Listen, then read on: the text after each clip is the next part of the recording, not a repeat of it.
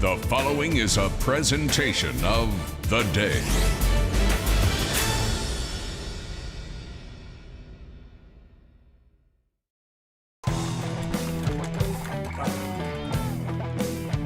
On a perfect fall night as the sun sets on the campus of Waterford High School, it's time for Friday Night Lights, and it's all going to be brought to you live on Game Day.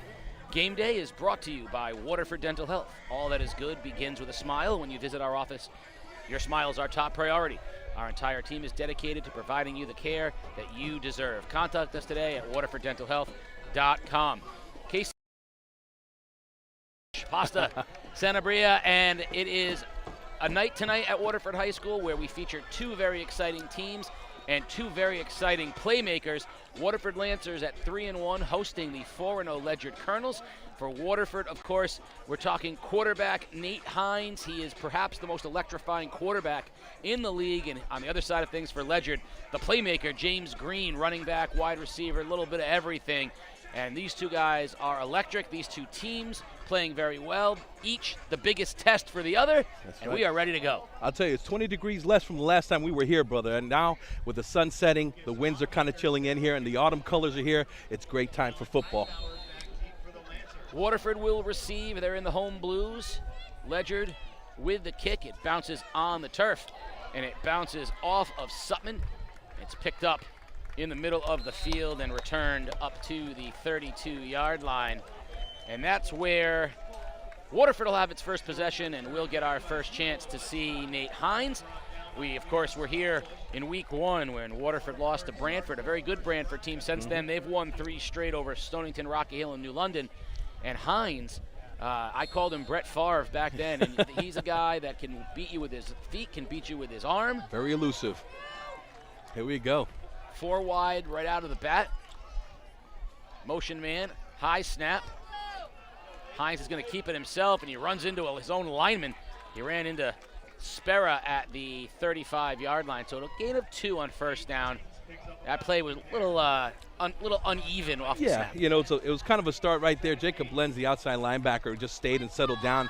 This looks like this defense is going to be making some reads and try to cover that.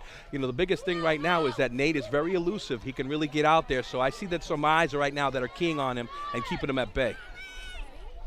Ledyard playing one deep safety. Handoff up the middle. Big hole and rumbling up close to a first down is Brady Sutman, the sophomore, with a good gain. And he's down right at the marker. And I think they're going to make it 3rd and perhaps half a yard. Yeah, that tackle was made by Miles Streckfus. Looked like they ran a little zone in the off-tackle area right there. You know, the biggest thing right now is the line. See how they're going to handle it. Delayed handoff. Sutman tries to bounce it outside, and he's not going to get there. He's going to be tackled for a loss, and coming up and making that tackle, Brian Johnson, the sophomore for Ledyard, and that's going to put Waterford back, and they're going to be back to the almost 40-yard line. Yeah, that was a tough one right there. But it seems like this defense is going to be, hyped up. They're shooting at some gaps. You know, they're playing that read. They're letting the inside linebackers scrape and come over top and make the play. So a 2nd down and 12, ball at the 40-yard line. Hines will operate out of the shotgun. He's going to keep it himself, and he'll get back to the original line of scrimmage, not much more, and he'll be wrestled to the ground by Jackson Barboza, the middle linebacker of Ledyard. Yeah, this defense right now is playing 1st, 2nd down, kind of run-stopping defense. They're not even worried about the slot receivers. Their defensive backs that are inside are just really looking and focusing on that run. So forcing them to a 3rd and long right now can change the dynamics of this defense. Maybe some pressure, maybe a coverage. We'll see how it goes. Right now they got to stop number 1.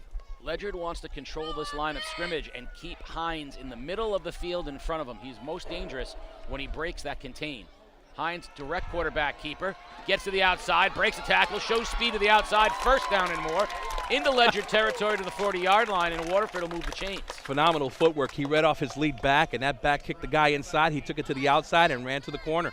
Got the first down. Again, stopping number 1 is going to be the biggest thing that Ledyard has to do tonight. If not, it's going to be a tough defensive night. Well, I mean, to put it in perspective, a guy, go all the way to an MVP in the NFL like Lamar Jackson. Yeah. You got to keep him in front of you But you don't realize how quick they are to the outside. That time Ledyard thought they had contained. And he just bounces it outside, and he's just quicker than you realize. So it's easy to say, harder to execute. Yeah, he definitely has a second gear in him too, because once he takes off in that hole, he's flying. Handoff, and that play was blown up. Big time tackle made in the backfield by Ledyard. Wyatt Crawford. Yes. All the way back to almost midfield. So a big loss on first down. Yeah, Wyatt Crawford was one of the kids that were at camp during, the early years of when I was coaching, and that kid just developed himself. I coached his brother, and, obviously he's doing a phenomenal job in the defensive line for the Ledyard Colonels. So second and long, 2nd and 15. Hines to throw. Pressure, set up a middle screen, and well read and defended. Rushchick was the first guy there for Ledyard, and that looked like a well-designed play. Sutman had the middle screen, but Ledyard stayed home and made the tackle for a short gain. Yeah, Benjamin Russick just settled down. He read the screen, and he just stayed over top that back, only for a few gains right now. Hines rolling right, pressured, gets a block. He's going to run, and he's going to be tripped up and pushed out of bounds by Streckfus. Miles Streckfus got him, and he's going to be up. They're going to mark him at the 38-yard line. I got to think Waterford's going to go for it here on 4th down. They're inside the 40. I think you're going to see them be aggressive here. Yeah, we'll take a chance and see how the Waterford defense does. I mean, again, they've been doing well these past 3 games, so let's give them a shot. Oh, hard count. Drew Ledyard off. Well done by Hines. That'll get him 5 and take what would have been 4th and 6, and instead it's going to move it down to 4th and 1. So that's a nice, smart play. Give Zeth Nolda and the staff of Waterford credit there. They knew they were going hard count right off the bat. That's something that he probably found on film, just the reaction to that defense, and they're going to utilize that. That means that Ledyard has to be disciplined. Watch that ball. So 4th and half a yard. Hines, handoff, Sutman, first down as he crosses the 30-yard line. Way to keep the drive alive, Waterford. Again, those little things that you do and the studies that come in throughout the play, to see that you can take advantage of just a penalty like that, 5 yards, putting them in a position to get a first down and keep this drive going. Great job by the Waterford Lancers. I like the run by Sutman that time. He knew he needed a yard, so he didn't fool around and try to bounce it anywhere. No, he right got into the downhill. hole and exactly went north and south and got the first down. So 1st and 10, Waterford on the 30-yard line. Sutman to the left. Jet sweep to Higgins, and he is tripped up almost immediately. Well Great done, play. Brian Johnson, the Number sophomore. 32, yes. Got him after a 2-yard loss. So first time we called Higgins' name, and that jet sweep went nowhere, back to 2nd and long.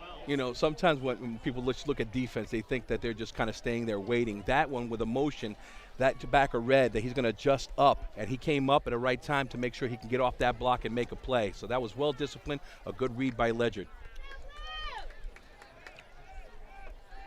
2nd down and 12. Waterford marching left to right. Hines pressured, avoids a tackler, and can't avoid the 2nd or 3rd. And finally, putting him away, Ryan Whaley, the sophomore. A lot of the young players on the Ledyard defense right now making contributions here in the early going, and that is going to back up. And that's really what Waterford can't afford is big negative plays. Now you're looking at 3rd and 20 from the 40-yard line. Wow, yeah, that was a tough situation right there. But again, the outside edge players contained him and kept him inside the pocket. Otherwise, he would have bounced it outside. Coming up, he didn't realize there was a Ledyard player right there to make sure he could secure that tackle. As always, when you're dealing with Waterford, you know that Hines is capable of the big play. Well, he's going to need one here, 3rd down and 20. Motion man, Higgins. Hines setting up the screen. There it goes to Higgins at the 40, crosses the 35, and back to the original line of scrimmage, 30-yard line. We'll see what he does from the 30. Yeah, just under the 30 right there, but a good play, to get the big chunk yardage in, and then still go for it for 4th down, because it seems like their team is still in there to go and run a play.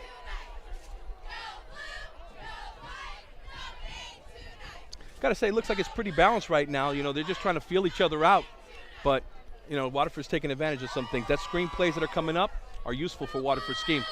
Big play Landry on the right side. Hines rolls, pressured, throws, has a man near the sticks, and crossing the first down marker is Noah Westcott. Wow. Big play on 4th down, moving the chains. Westcott crosses the 20. That was a great play. The fake play action in the front line caused that linebacker to step up. The receiver ran a nice out route wide open to make the catch and get to the chains. I give it's a gutsy call on 4th down because that play takes some time to develop. Yes, it does. And Ledyard with the pressure. Hines poised in the pocket. Yes, sir. 1st down. Handoff straight up the middle. Goes Sutman, and he'll get a big gain, I think maybe as many as 6 yards on 1st down. Here comes the no huddle. We've seen this before during preseason. They're right on the ball right now, getting ready to do the next play. Yep, not going to have Ledyard settle in. Screen pass. Landry breaks a tackle, cuts it back inside, and C.J. Landry will be inside the 10-yard line. The chains will move. It'll be 1st and goal, Lancers. Well, that offensive line right now is doing some justice. I get Chandler Matavier and then Yankuba Fabre and Sagar Sharma. Those guys are right now pushing the line, gaining momentum right now with a 1st and goal. Hines fakes it, keeps it himself now, bounces off a tackle, has a lane, and bounces into the end zone. Touchdown, Waterford Lancers. Nate Hines, the senior quarterback, leads Waterford on an opening drive for 6 points, and just what the Lancers had hoped for, moving the chains, making big plays, and they're up 6-0. And a little bit of luck on those plays, too. Wow, it was a good drive. You know, a lot of key mistakes, but both sides of the ball. But guess what? I'll tell you that Waterford 4th down call where they were actually, getting that offsides from the defense really helped them out. Extra point by your guy, Big Yonk. And we got a whistle. Going to get a false start against Waterford, and so that'll back them up 5, and we'll retry the extra point. Looks like Big Yonk has been working on his kicking game as he kicked it pretty much with plenty to cover, so let's see what happens here. So they'll move it back and spot it instead close 8-yard line, closer to the 10. Out of the hold of Hines. And so it'll be put right down at the 15-yard line. So it's a 25-yard extra point for Fabre. Good snap, good hold. The kick is up. It is long enough, and it is good. Yonk made it through. Yank Fabre with the extra point, and with 5:09 remaining here in the first period, opening drive success for Waterford. They're on top 7-0. 16 plays, 67 yards, and exactly what Waterford wanted to do. 4th down conversions, 3 times moving the chains. Got everything from 3rd and 20 to a 4th and 1, and were able to convert every time they needed to. I don't know, this sounds like a Madden-style kind of offense with the way they're making these big plays here. But again, when you have a talented quarterback like Nate Hines, you got to make sure that you give him the play and let him go out there and make it happen. It seems like he's so much confident, with this week being their 4th week, playing. I think that this is their adjustment that they made during the preseason. It seems like they're playing with some good energy, and that offensive line, what a difference, a couple of games like that makes. They're very disciplined. They came off the ball, and they started to control the line of scrimmage. So, good momentum right now for the Lancers. We're getting ready to see the other high-power offense coming up. What a big difference a few weeks make. We called the name of Derek Rivera and Quinn Speller all the time in that week 1. Yep. Both Speller and Rivera are on the sidelines and on crutches right now. Yep. Not in the ball game. Next man up, next man up. We see Westcott with a big play. You see Landry with a big play. So Waterford using different people, and it works out with a 7-0 lead. And, of course, going in the other direction now, Ledyard will receive. Fabre with a big, big boot. And Lentz watches it roll out of bounds right at the line. yeah. So it'll be a penalty, and Ledyard will have its first opportunity. And, of course, that means get ready for number 7, James Green. He's the playmaker, but you're going to have to look at Jackson Polton. He's the quarterback, Jackson Polton.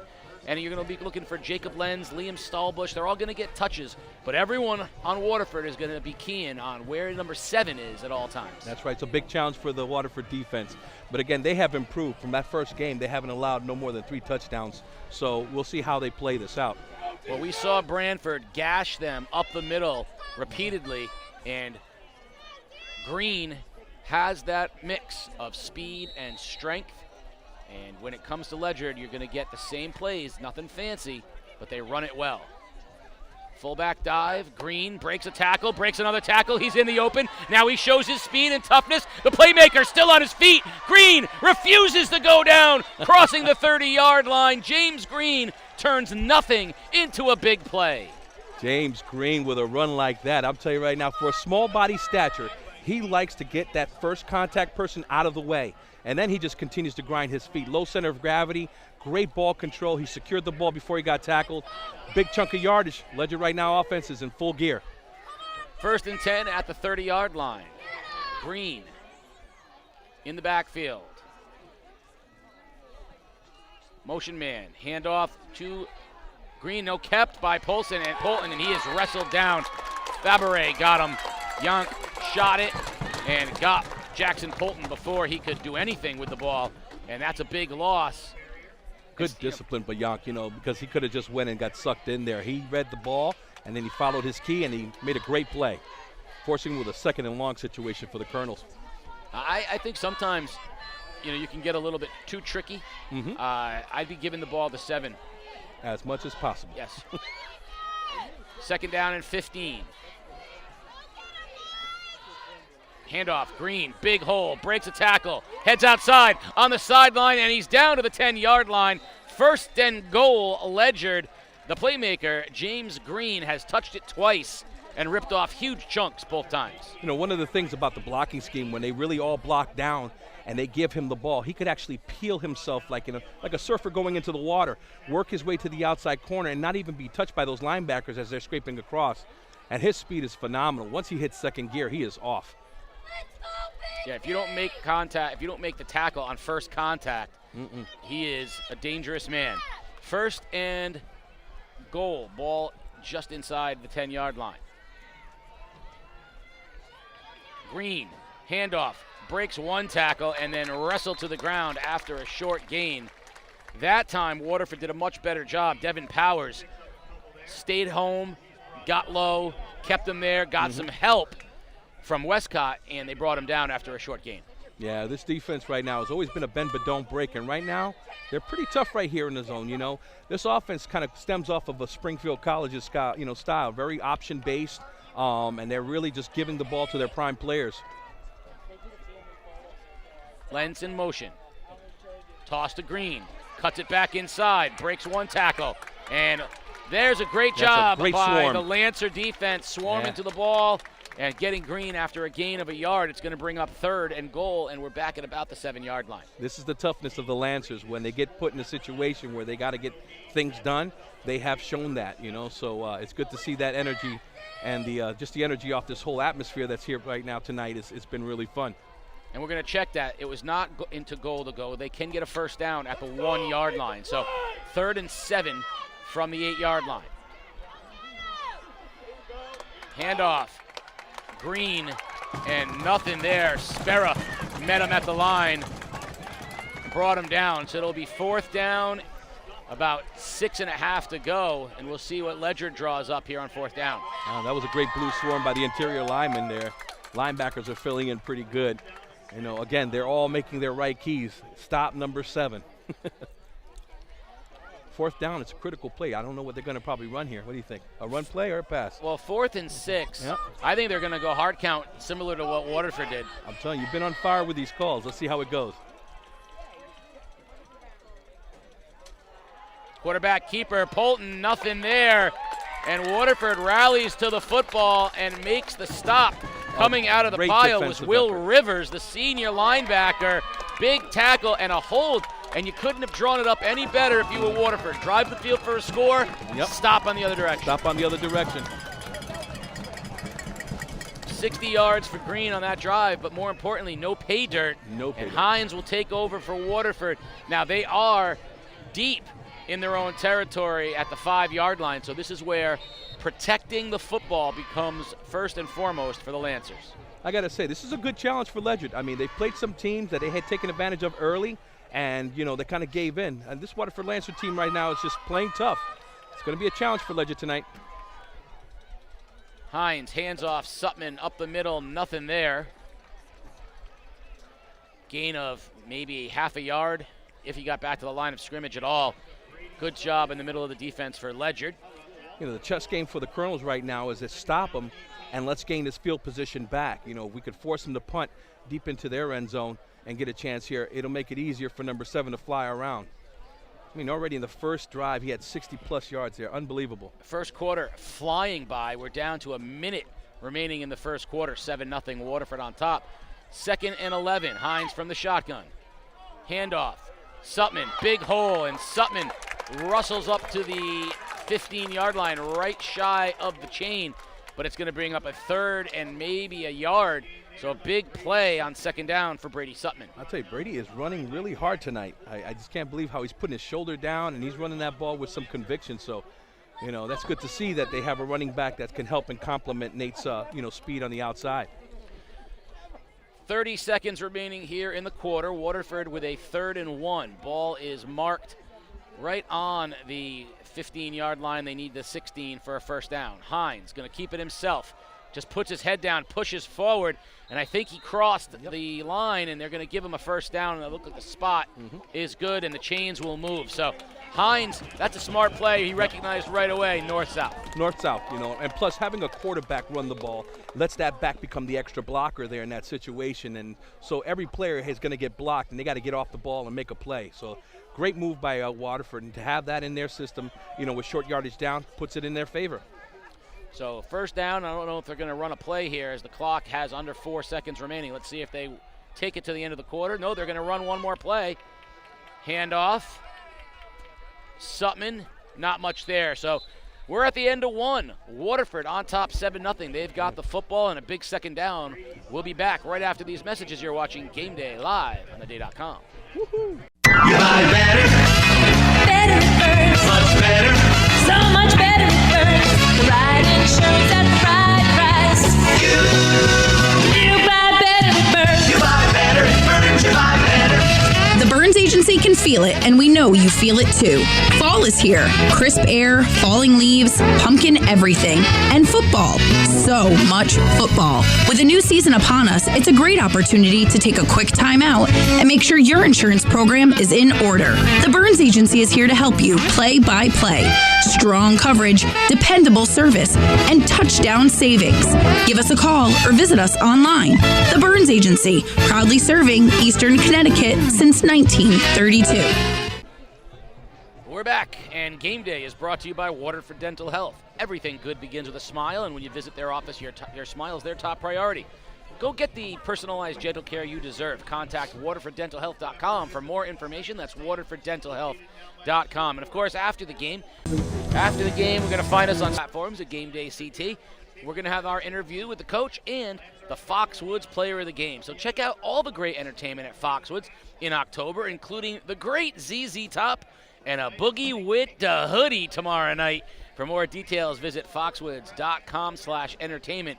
Foxwoods Resort Casino, the wonder of it all. That's right, a Boogie with the Hoodie. Oh, my goodness. Tomorrow night at Foxwoods. So Waterford up 7-0 as we start the second quarter. They're going to have a big 2nd and 10 as they move from right to left. Can you imagine, brother, back in the era, we started with the MTV era, and ZZ Top was a #1, song back then. She's got legs. Yeah, my God. Give me all you love it. Hines on the jet sweep, hands it off. What a play. Westcott will get maybe a yard or two. Ledyard doing a much better job containing. They have kept Hines in front of them and kept Sutman and Westcott in front of them as well. So no gain, 3rd and long. That was Jacob Lenz. He went out there and he put his hands right there, grabbed the chest plate of the offensive player and just scraped them off and read that play. Those are things that you train throughout the week, those disciplines of using your hands to extend off a block and then come in and make a play like that. I'm seeing some good fundamental football on both sides, when it comes to doing those little things that a lot of people don't see in the stands. 3rd and 10. Hines from the shotgun. Gonna throw. Has time. Zips it into the flat, and it's caught for a first down to the 30-yard line. Higgins with the catch. And the chains will move on a big 3rd down pitch and catch.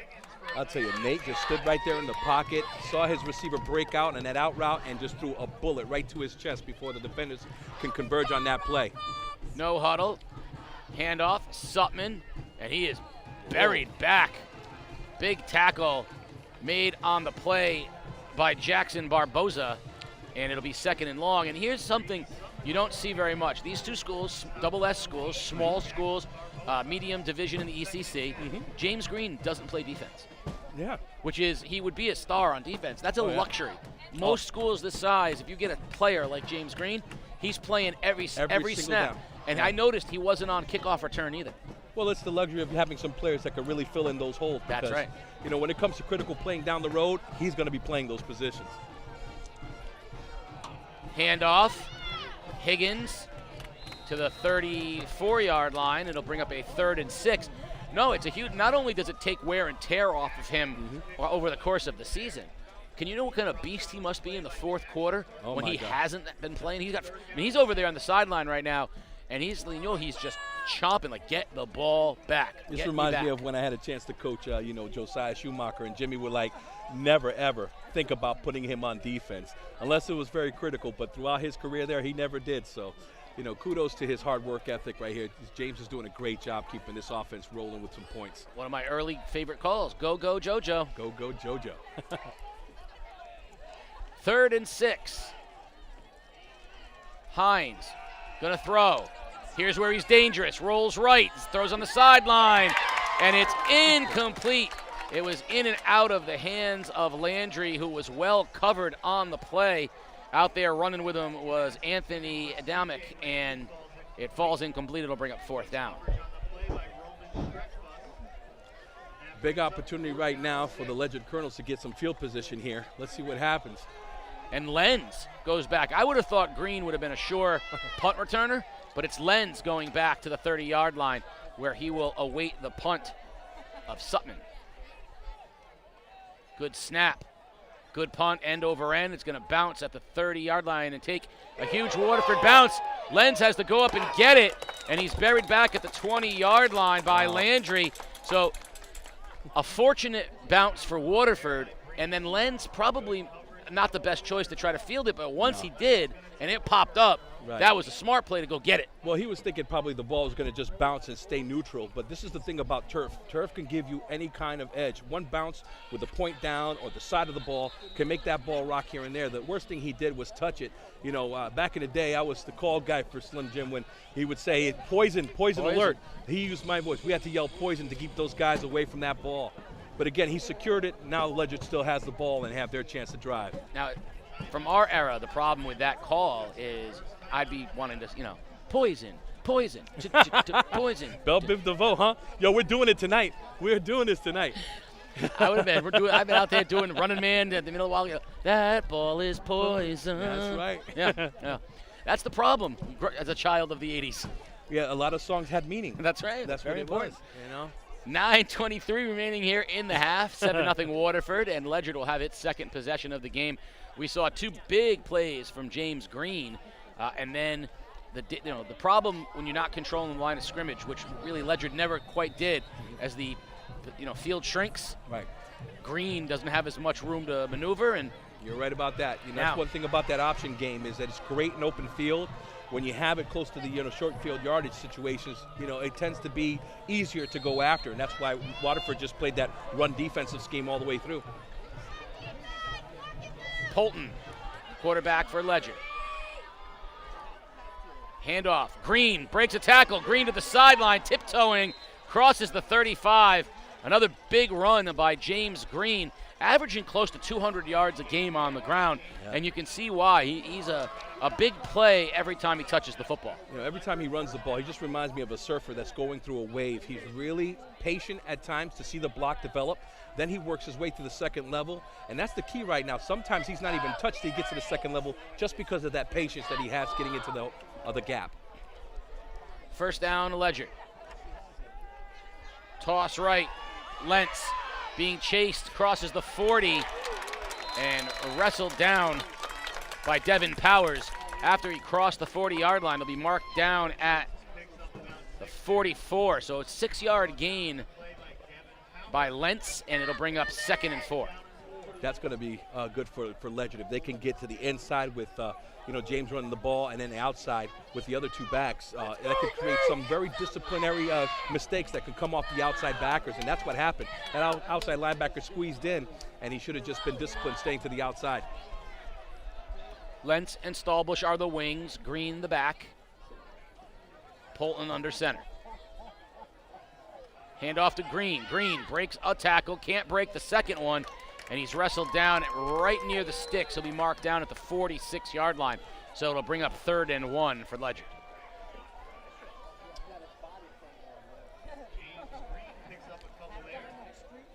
Looks like the Waterford defensive line are grabbing their hips, and that's a key to me that tells me that they're getting a little tired. This is a fast kind of offense. When it comes to running, you got to be very energetic. All right, so here was a miscommunication because, oh my gosh, in the open, Polton out of nowhere. Touchdown, Ledyard. What a play, brother. Did you see that the chains were being moved? We thought it was a 3rd and short. The chains were moved, and then all of a sudden the play goes before even the chains were set up. All right, so let me walk you through what just happened. The players on the field thought that it was 3rd and 1. The officials gave them the first down and were moving the chains. Polton runs quarterback sneak, what he thinks is on 3rd and 1, breaks through, and has nothing but open field in front of him because Waterford's selling out on the 3rd and 1. So what was supposed to be a quarterback keeper on 3rd down was actually a long touchdown run on 1st down, and Ledyard is an extra point away from tying this thing up. That's a John Madden glitch. As you just seen right now, we were thinking it was going to be a little scrum, and then all of a sudden, boom, he breaks through and runs full speed into the end zone. So they just ran the same exact play, which is a quarterback keeper where Green comes up from behind, pushes forward, and they get the 2-point conversion. 8-7 Ledyard on one of the weirdest turn of events that we have seen in the entire season. Unbelievable. Wow. Definitely what the kids call as a Madden glitch. Just happened right before our eyes. We never thought we could see that in a real game, but it did. I was starting to describe the chains being moved. I was starting to say this is actually a 1st down play that Ledyard thinks is a 3rd down play. Right. And the next thing I see, Polton's racing off into the end zone. Some people get confused that while the chains are moving and the play actually goes that, there's nothing set. That referee was ready. He had his hands set. He told the judge that we're ready to go. The chain guys have time to set that up. But, that was what caused that whole thing, thinking it was just a 3rd and 1. Yeah, I think Zeth Nolder right now is talking to his coaches saying, what the heck what just happened? Well, I'll tell you what just happened. It was touchdown run for Jackson Polton and the 2-point conversion, and it's 8-7 Ledyard with 8:08 remaining here in the first half. Waterford a little stunned, I think, as they were in great position with the ball and a 7-point lead, and suddenly they find themselves down a point.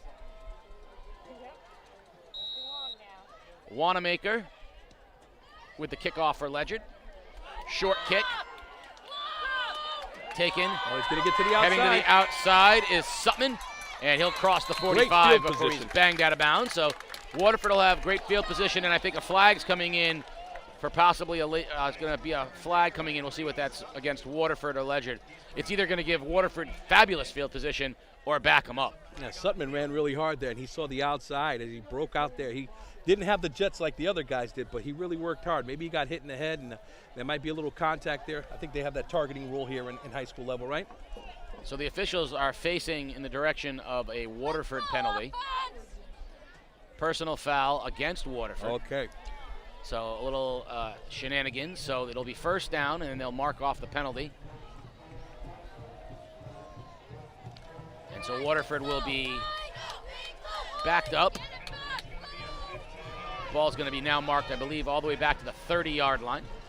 Brother, how about this sunset, huh? We were thinking about an hour ago that we were going to have the sun beam into our eyes and block this game. And, man, beautiful atmosphere, beautiful weather out here tonight. Great night for football. Hines from the shotgun on 1st down. Going to throw. Slings it. Deep sideline. Looking for Landry, and it's just overthrown. Streckfuss had the coverage. Roman Streckfuss was running with him. But, man, Hines, we've seen a couple quarterbacks this year with incredible arms, and Hines is one of them. Just flicks that ball 40 yards. That coach will call that play again. That mismatch with height right there could be a big disadvantage in Ledyard's side. So if, we see it again, that might be a 6-pointer. So, of course, our number one fan, Riri, Kathy Reset from Florida, checking in, asking if this is the last of the Sutmans. This is the baby Sutman, and I never know. I never know if there's not another Sutman in the pipeline. Hines keeps it himself, breaks a tackle, breaks to the outside, now cuts it back inside, has a first down, and he is absolutely popped Leveled by Roman Streckfus, and we're going to get a flag. I think we're going to get a helmet-to-helmet here against Streckfus. That was some good old-fashioned contact right there at the 40-yard line. Downhill and hit that alley, brother, full speed, I'll tell you. But you know what? This is what I love about football. Nate just got up, brushed it off, and went right back into the huddle to get the next play in. Talk about a mental game that makes a defensive player. I gave you my all in a hit, and then all of a sudden I get penalized for it, and then you're in the huddle calling the next play. Talk about psychological warfare tonight, So that will be helmet-to-helmet, and it'll move it 15 yards for Ledyard. And I don't know if I have an issue as much as I feel bad for players. I don't know how you're supposed to appropriately tackle with your shoulder a moving target. Sometimes helmets hit helmets. It's just unfortunate. There's a difference between targeting and inadvertent. You definitely have a good point there. We'll talk about that right after this play. There goes Sutman, and he's going to be the ball! Fumbles the it's football. Scooped up by Ledyard. Ledyard recovers Wow. at the 45-yard line. A big turn of events. Sutman was fighting for extra yard, had it stripped, and Adamick picked it up at the 45-yard line. Yeah, he was coming around the corner, and instead of holding that ball after that first wrap-up, he kind of loosened up, and it was stripped off and came out really quick, recovered by Ledyard. So a big turn of events. Waterford was in control, up 7-0 with the football, moving the football. Then they punt. Ledyard struggling to move the football. Next thing you know, touchdown, 2 points. And now Waterford, after moving the football, a turnover. So right back to the Ledyard Colonel football in great field position. Handoff, Green, stutter steps, breaks a tackle, puts his head down and bowls over Alex Hightower, and he'll have a first down run of 11 yards into Waterford territory. That's a perfect angle to see how James Green really attacks that first level. You see how he does the inside step, makes the defender go inside, presses it to the outside. Those quick hips, those quick feet. When you're a defender trying to wrap a running back like that, we always teach thigh board work. Look at the thigh board, read through the hips. And when he has his hips dancing like that, it's kind of hard. But again, going into tackling, we notice that we try to discipline our kids to make sure they have their head up, a square chest to wrap through the ball and all that. But you know what? Running backs put their heads down, and that causes a little bit of contact in the head. Very difficult for the referees to make a decision on that. But I respect the referees knowing that this is safety for football. First down. Green, handoff. There he goes. Breaks a tackle, spins across the 40-yard line. You're talking about Green. He's got the lateral. He'll go hip lateral in that shake and bake. Right. But then he'll put the foot down and launch forward and run over. So as soon as he sees the defensive player sort of on their heels a little bit, he goes straight through you. Yeah. That's a rare combination of power and speed. Second down and short for Ledyard. Hard count by Polton. Now he'll step out of it, and they'll look for the play. So they were looking for a hard count, didn't get it, and now it's going to be 2nd and 4. Green, handoff, first down, crosses the 35-yard line where he's wrestled down. Coming out of the pile for Waterford is number 55, Nate DePerry, but it'll be a first down for Ledyard. Going back to the helmet-to-helmet, I think there's a difference between launching yourself helmet first and coming in head up, shoulder up, where your helmet happens to hit somebody's helmet, because that happens. Right. And I think we have to get away from the helmet-to-helmet. I think we really have to look for intent and realize that sometimes moving targets are just going to happen that way. Definitely, yeah, especially because the offense in this has an edge. They do have the edge to lay the head down and drive, and then you have a defender that's trying to be technical. You can get some injuries as a defender if you want to read that a little bit slower. He'll run you over, and then you get a concussion. So, it's tough because we're looking at a bang-bang situation that referees here don't have instant replay, and their judgment immediately is those helmets contacted. That's what they're looking for. And most of these referees do. They look at a perspective of a play, and when they see that contact, they got to make those calls. Polton with a first down carry and a first down gain, so it'll be 1st and 10, ball at the 25-yard line for Ledyard, up 8-7. Handoff, Green, breaking tackles, heading to the outside, crosses the 10, inside the 10, first down.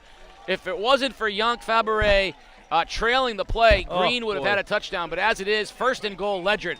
I call him the playmaker. James Green is a menace with the football. Oh, my God. I'll tell you, we all have to come in, watch him play, and bring a joystick with you, because he did what we call, those kids call a Y, a spin move, coming around with an R1 with a push, and then he finishes off with a B driving downhill. He is a playmaker. He follows the joystick plan very well. Good instincts. The Madden football journey of James Green. Oh, boy. 1st and goal, Ledyard. Handoff, Green, straight up the middle. Ball's loose. No, he never had the football. All right, I'm going to say this. I was not the only one fooled. I heard the crowd gasp. 600 people all had the same thought I had. So boy. That's the great thing about option football. You have a quarterback that goes to 3 different levels. Goes to the first read, which is the fullback, then a wing back, and if sometimes they have a motion across, you got another guy there, plus your quarterback. So it is confusing, and plus, night football tends to hide the football a little bit more. I'm giving Polton all the credit for that one. That was a fabulous fake, because that ball was in the gut of Green before he pulled it out. 2nd and goal. Handoff, Green bounces it into the end zone. Patience. Touchdown, James Green. Inside, outside, power, vision, speed. The perfect package of the playmaker. Ledyard Colonel touchdown. Yeah, A, B, X, Y, R1, R2, all of them together in this drive. That was a great job. Kudos to the offensive line. With this offensive system, it's just get on body, and then James could just sneak right behind him, and what he seen was an overflow of the defense scraping over on that play side, gave him a chance to just cut backside wide open into the end zone. 14-7, Ledyard on top. They'll see if they're going to go for 2 this time again. They are. Toss right, Green. Looking for speed, stiff arms. Can he get to the pylon? Yes, he did. He's in. 2-point conversion is good. Ledyard on top, 16-7. That was all James Green. Wow. We're in the first half, and 129 yards on the ground already for the playmaker. Woo! I mean, a kid getting that in just a game alone is the happiest kid in the world, and he's done that in the first half. Unbelievable. Hey, you know what? We got a little time out here. You don't mind me if I give a shout-out to a birthday to a good friend of mine. Mama Sanabria, her birthday's today.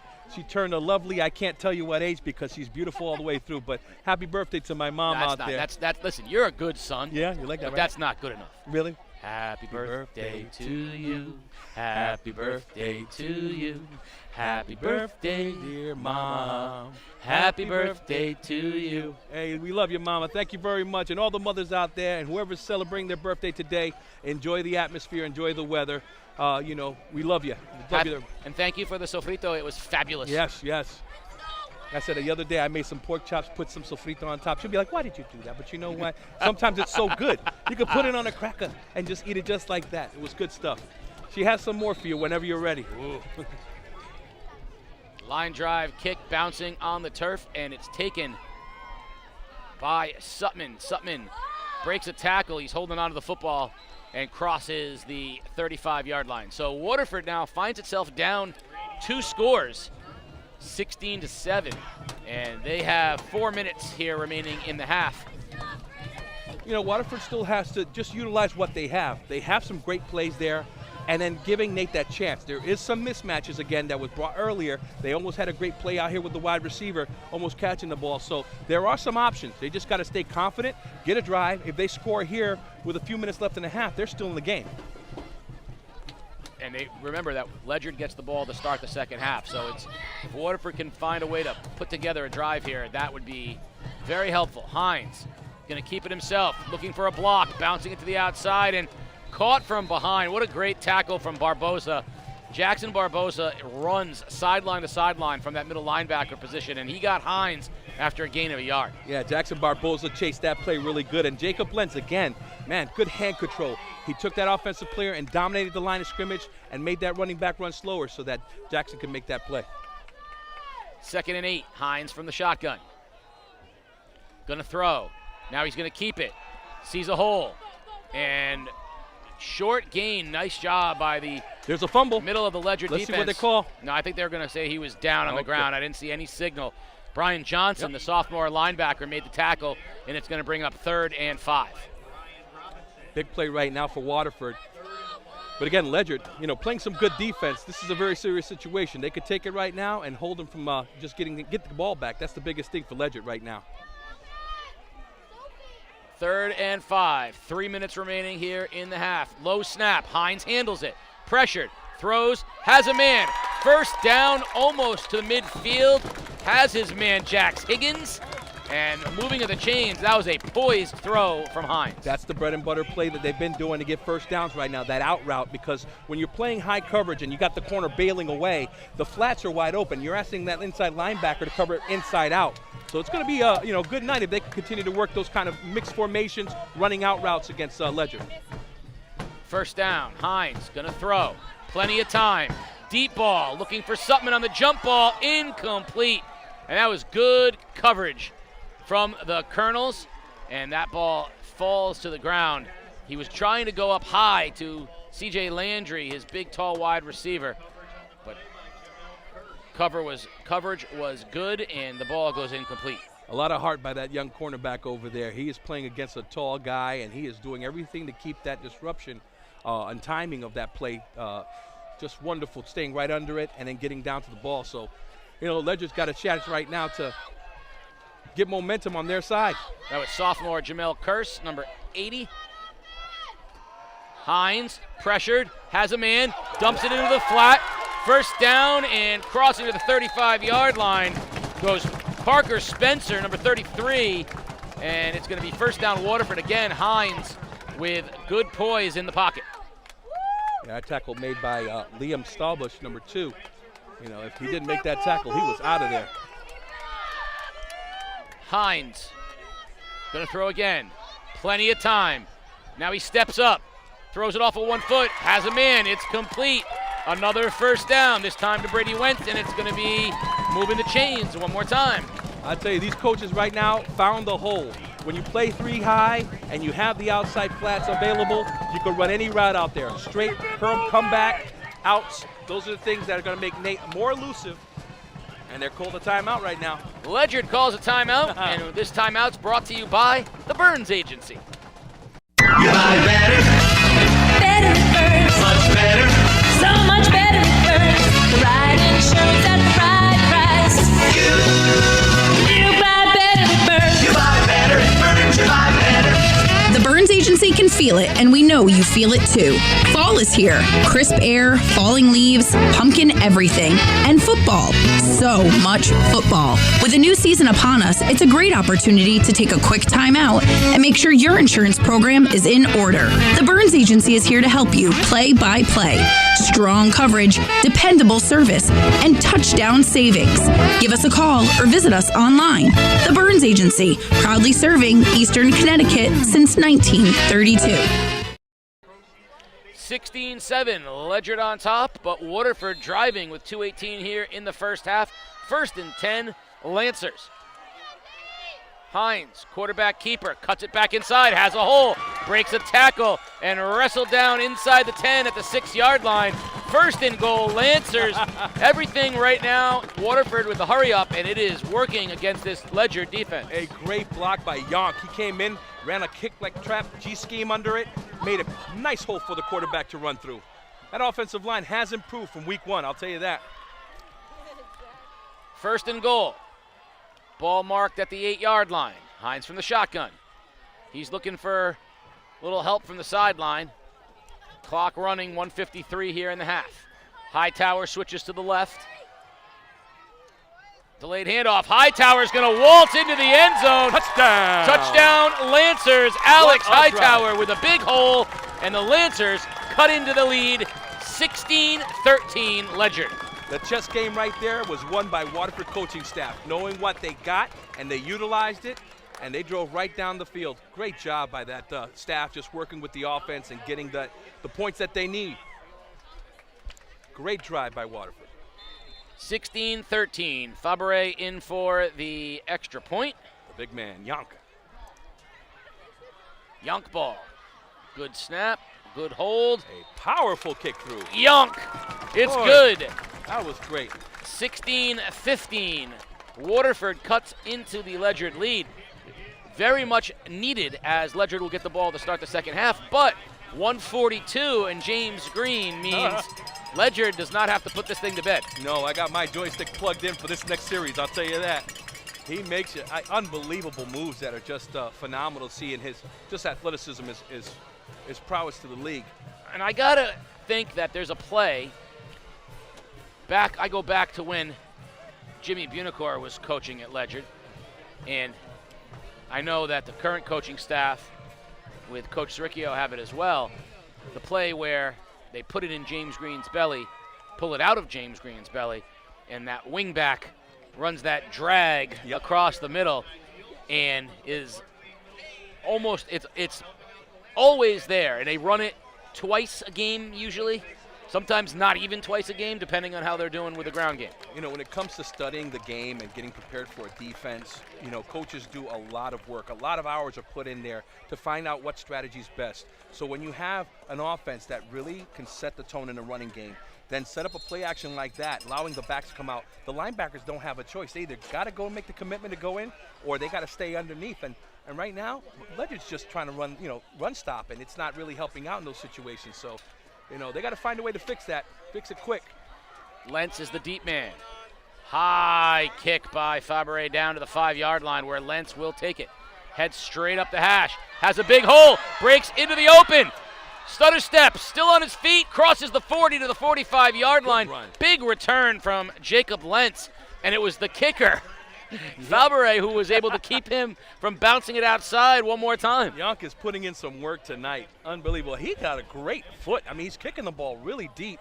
You know, it's what you expect for a lot of coaches to have, you know, deep coverage like that, put him in a situation. But I'll tell you, Lenz ran that ball pretty good. Got some good field position for the offense.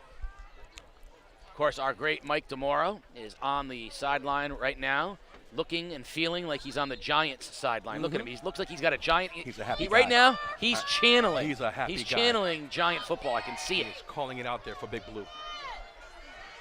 Handoff to Green, and that was the best the Waterford interior has done the entire night. That time it was Will Rivers. They made contact with Green as he touched the football, and Chandler Matevier as well, and that was nothing there for Green. Great stunt in the inside. They got into the gap, and he squeezed to James, but nope, not this one. This was Polton, and there's Polton wrapped up by Yonk all the way back to the 35-yard line. And I think you might see Waterford call a timeout because they think they might be able to get this football back after a big loss. Talk about momentum on Waterford's side right now, brother. They're just, holding it down. Again, this defense, we've seen it.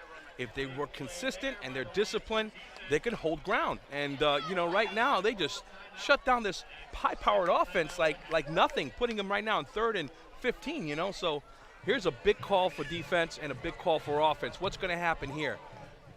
Again, if they could stop Ledyard here and get the ball back, boy, really could change the tide of the game. Well, they guessed right on both first and second down. They had the inside run blitz on first down, and the two middle linemen pinched, and they happened to both be in the hole, right in their gap to get there. And so that's and then on second down, they read that play really well. It was Polton keeping the ball, and Yonk was not fooled, and he held his ground, was right there.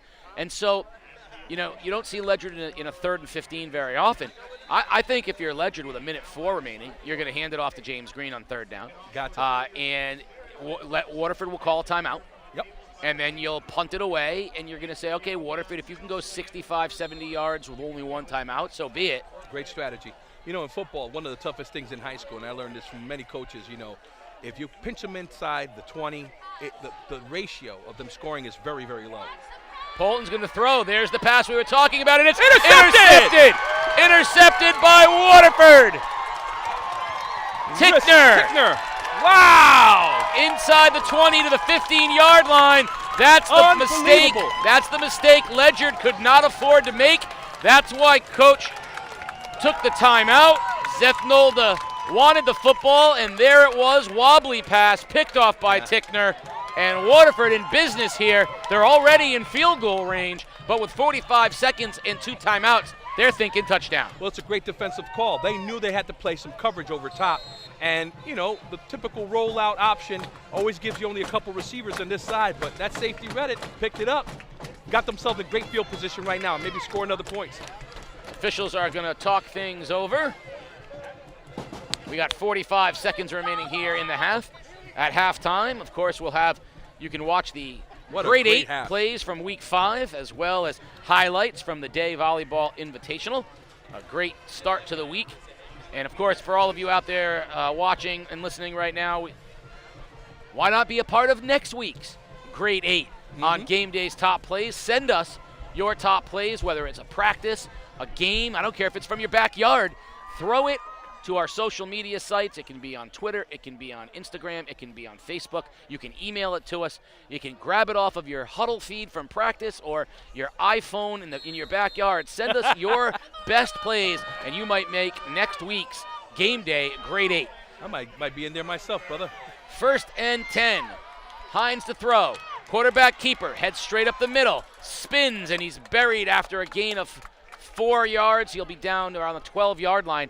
Clock running. Waterford hustles up to the football. 33 seconds remaining and counting. Hines hands off to Hightower. Hightower stutter steps, and he's met by Barboza and dropped, and that's going to be a timeout Waterford. I think they're going to call with 21 seconds remaining, and this timeout is brought to you by the Burns Agency. You buy better. Better at Burns. Much better. So much better at Burns. The right insurance at the right price. You buy better at Burns. You buy better at Burns. You buy better. The Burns Agency can feel it, and we know you feel it too. Fall is here. Crisp air, falling leaves, pumpkin everything, and football. So much football. With a new season upon us, it's a great opportunity to take a quick time out and make sure your insurance program is in order. The Burns Agency is here to help you play by play. Strong coverage, dependable service, and touchdown savings.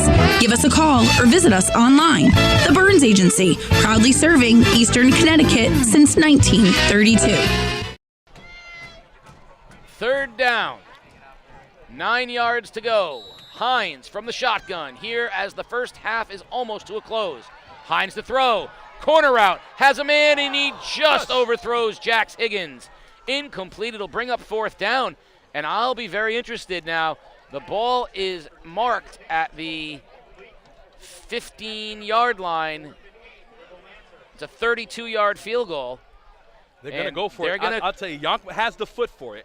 They're going to try the Yonk field goal. Wow. Yonk Fabre. Ball's going to be at the 21-yard line, so it's a 31-yard field goal. This has the recipe of a block. Yes, very close. We have to see what happens here. They got to cover it. Good snap, good hold. The kick is blocked. The kick is blocked. And Ledyard dodges one here as they had a interception by Waterford, put them in on the door, and Ledyard holds. And with 12 seconds remaining in the half, it looks like Ledyard will go in with a 2-point lead, getting the football back to start the second half. And that's the danger of high school field goals. I really think that, it's funny. Extra points don't always get a lot of attention but you have to put your best foot forward on an extra point and a field goal, because the kicker always goes low, thinking that they have to drive the ball a little farther, and we see more blocks on high school field goals. Give the kid a chance. The kid's leg is plenty there. Yeah, he tried to drive it hard, and it was coming down low, as opposed to, extra points where it's just a flowetry. We don't ever want to change that technique, but obviously Yonk did. He wanted to kick it deep, and then it was too low. Hands were up, and it got batted away. We are at halftime here at Waterford High School, and the playmakers have made plays. Yes, sir. 16-14 Ledyard. When we come back, you'll have a chance to watch the grade 8 plays from week 5, highlights from the Day Volleyball Invitational, and when we come all the way back, we'll give you some scores from around the league, including a little bit of an upset brewing here on the horizons. We'll let you know what that is. But come on back, you're halftime here, 16-14 Ledyard. You're watching Game Day live on theday.com. Let's take a look at Game Day's Grade 8 Plays of the Week. We'll start with field hockey, and Kate Erickson of East Line with the sweet goal, sneak it by the keeper. Skylar Bell, East Lyme volleyball. Is that a ceiling save? That's right. Off the ceiling for a point for the Vikings. The game day volleyball invitational was a hit, and the fans loved it. Student sections from Lyman, Ledyard, East Lyme, and Fitch showed up, and they loved seeing themselves on the Jumbotron. Cassidy Latour of Lyman said, "Is that me on the Jumbotron?" And of course, this guy, I'm on the Jumbotron. Number 5, Anna Lynn Cahill of the Fitch Falcons with the impressive kill, the height, the velocity, the angle. That's worth watching again as Cahill with the rocket for the kill for the Falcons. Not to be undone, Shay McMunn of East Lyme with the setter dunk. That's right, crafty, finding the Bermuda Triangle, the donut hole, the campfire, no man's land. Anaya Pearson and Grace Bush for Ledyard doing work at the net. Bush finally with the kill. Teamwork at the net for Ledyard. Look at the dig at number 2 by Cassidy Latour to her teammate Carly Derone for the kill, turning what looked to be a sure Ledyard point into a point for the Bulldogs, Latour and Derone. But at number 1, Cassie Rice of Ledyard in overtime against East Lyme with the golden goal! And a Ledyard victory. That's your number 1 play of the week. How about your top plays from practice or from games, and maybe next week you can be in Game Day's Grade 8.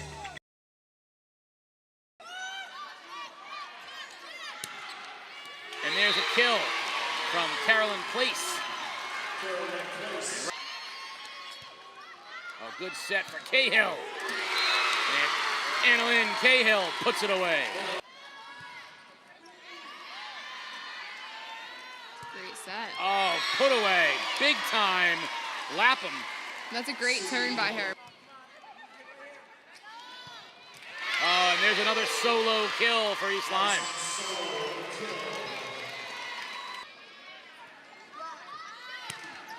Oh, and there's a kill from Sydney Lapham for the Falcons. And immediately, you got Solo with the kill right back to East Lyme. And Fitch has no answer for Solo. Weak side, Fancher. And there's a kill for Fancher.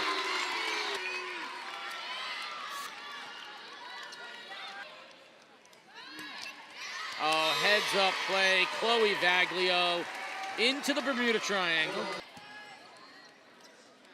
Here comes Cahill. Oh. That's a great rip. Oh, what a nice kill from Perulis.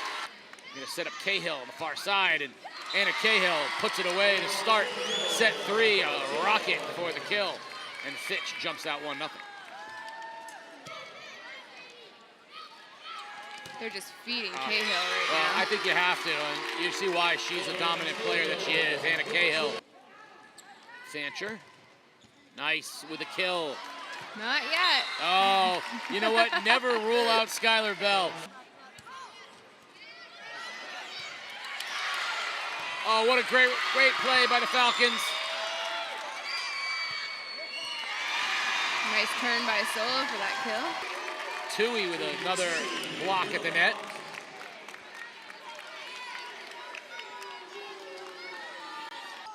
Engaged in a nice little rally. Oh, heads up play. Nice little setter dunk. Sneaky. So obviously setters are always setting up their attackers to get some kills, but sometimes they like a little bit of fame and glory too. Nice.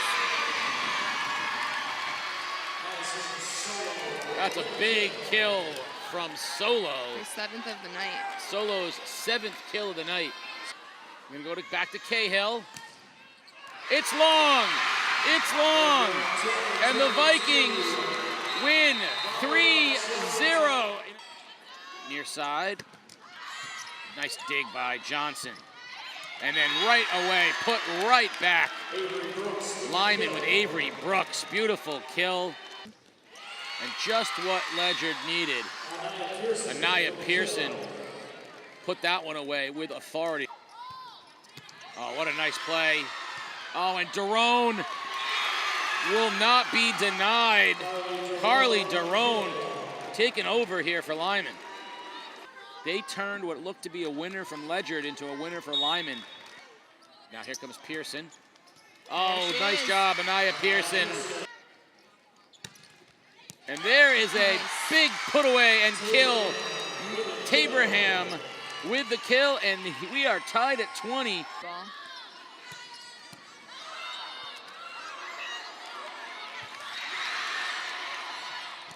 And the winner, put away, Grace Bush. Lassisum foam sets up a kill from Tabraham.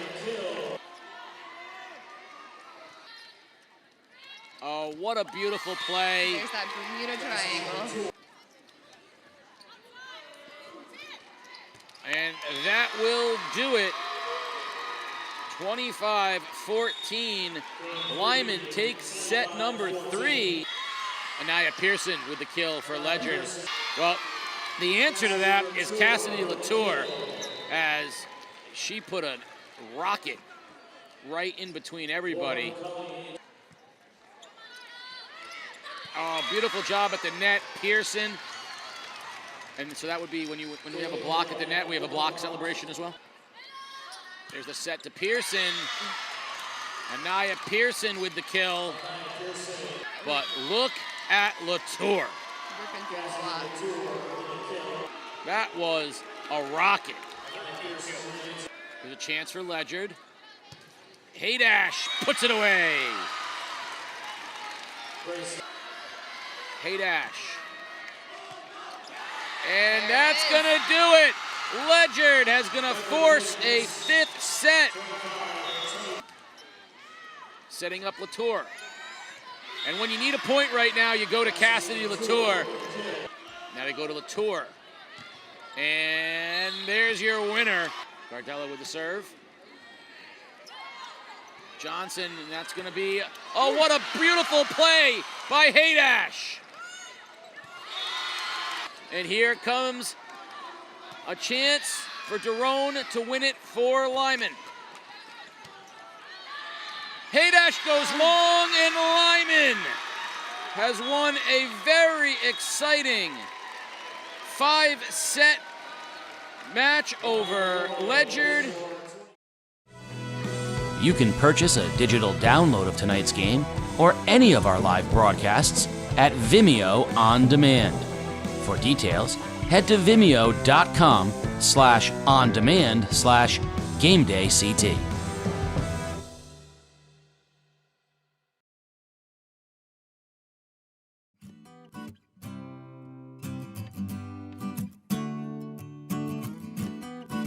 I believe that there's moments that really change your life.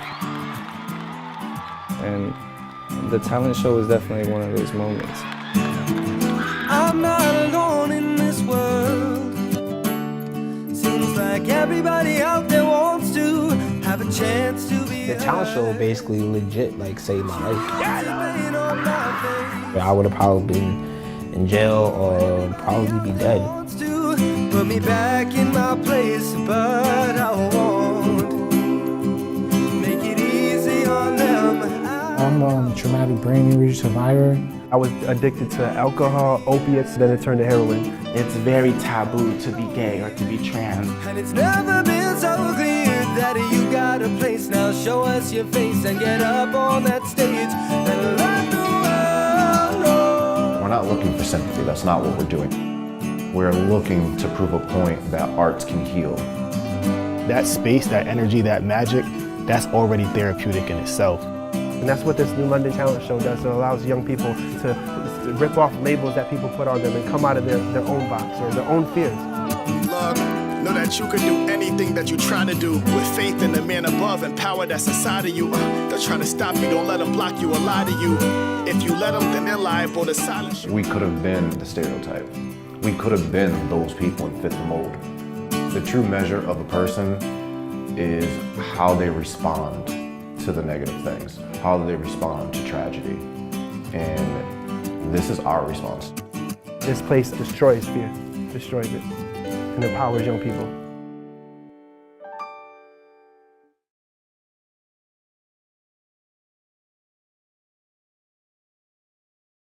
We're going to start off with girls soccer at Waterford. Cameron Dickinson, the cross, and Allison Ciosi puts it away. Game winner versus Plainfield in the final 5 minutes. Well, sometimes we love our fans at game day, and they say a picture's worth 1,000 words. This guy right here. Student section loves him. We love him at game day, pumping up the crowd. Soren Reef versus Griswold, showing why he has the power, the speed, and the elusiveness. One of the top backs in all the land in a 49-6 victory over Griswold. At number 5, Keegan Appleby loves game day. And game day loves how he rips the winner. Free kick versus East Lyme 2-1 final for the Bobcat victory.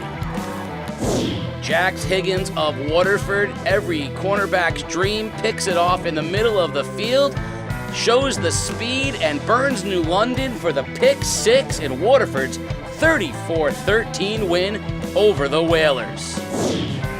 Back to the Killingly Griswold game, Alex Potapsky with the strip, and then it's every lineman's dream. Big Terrence Allen, look at the big man go! Touchdown for the offensive lineman, defensive lineman of Killingly. Man, the big man was moving. Jorge Almendarez, only a sophomore, 35 yards out, no problem. They call him Rocket Man. Look at that, into the top corner. But the number 1 play, Will French, channeling Barry Sanders versus Montville High School. The spin, the broken tackle, the speed. A big win for Stonington, 55-24 over Montville. So those were some great 8 plays. We want to see your top plays. Send us all your top plays to all of our social media platforms, and maybe you can be on next week's Top Plays.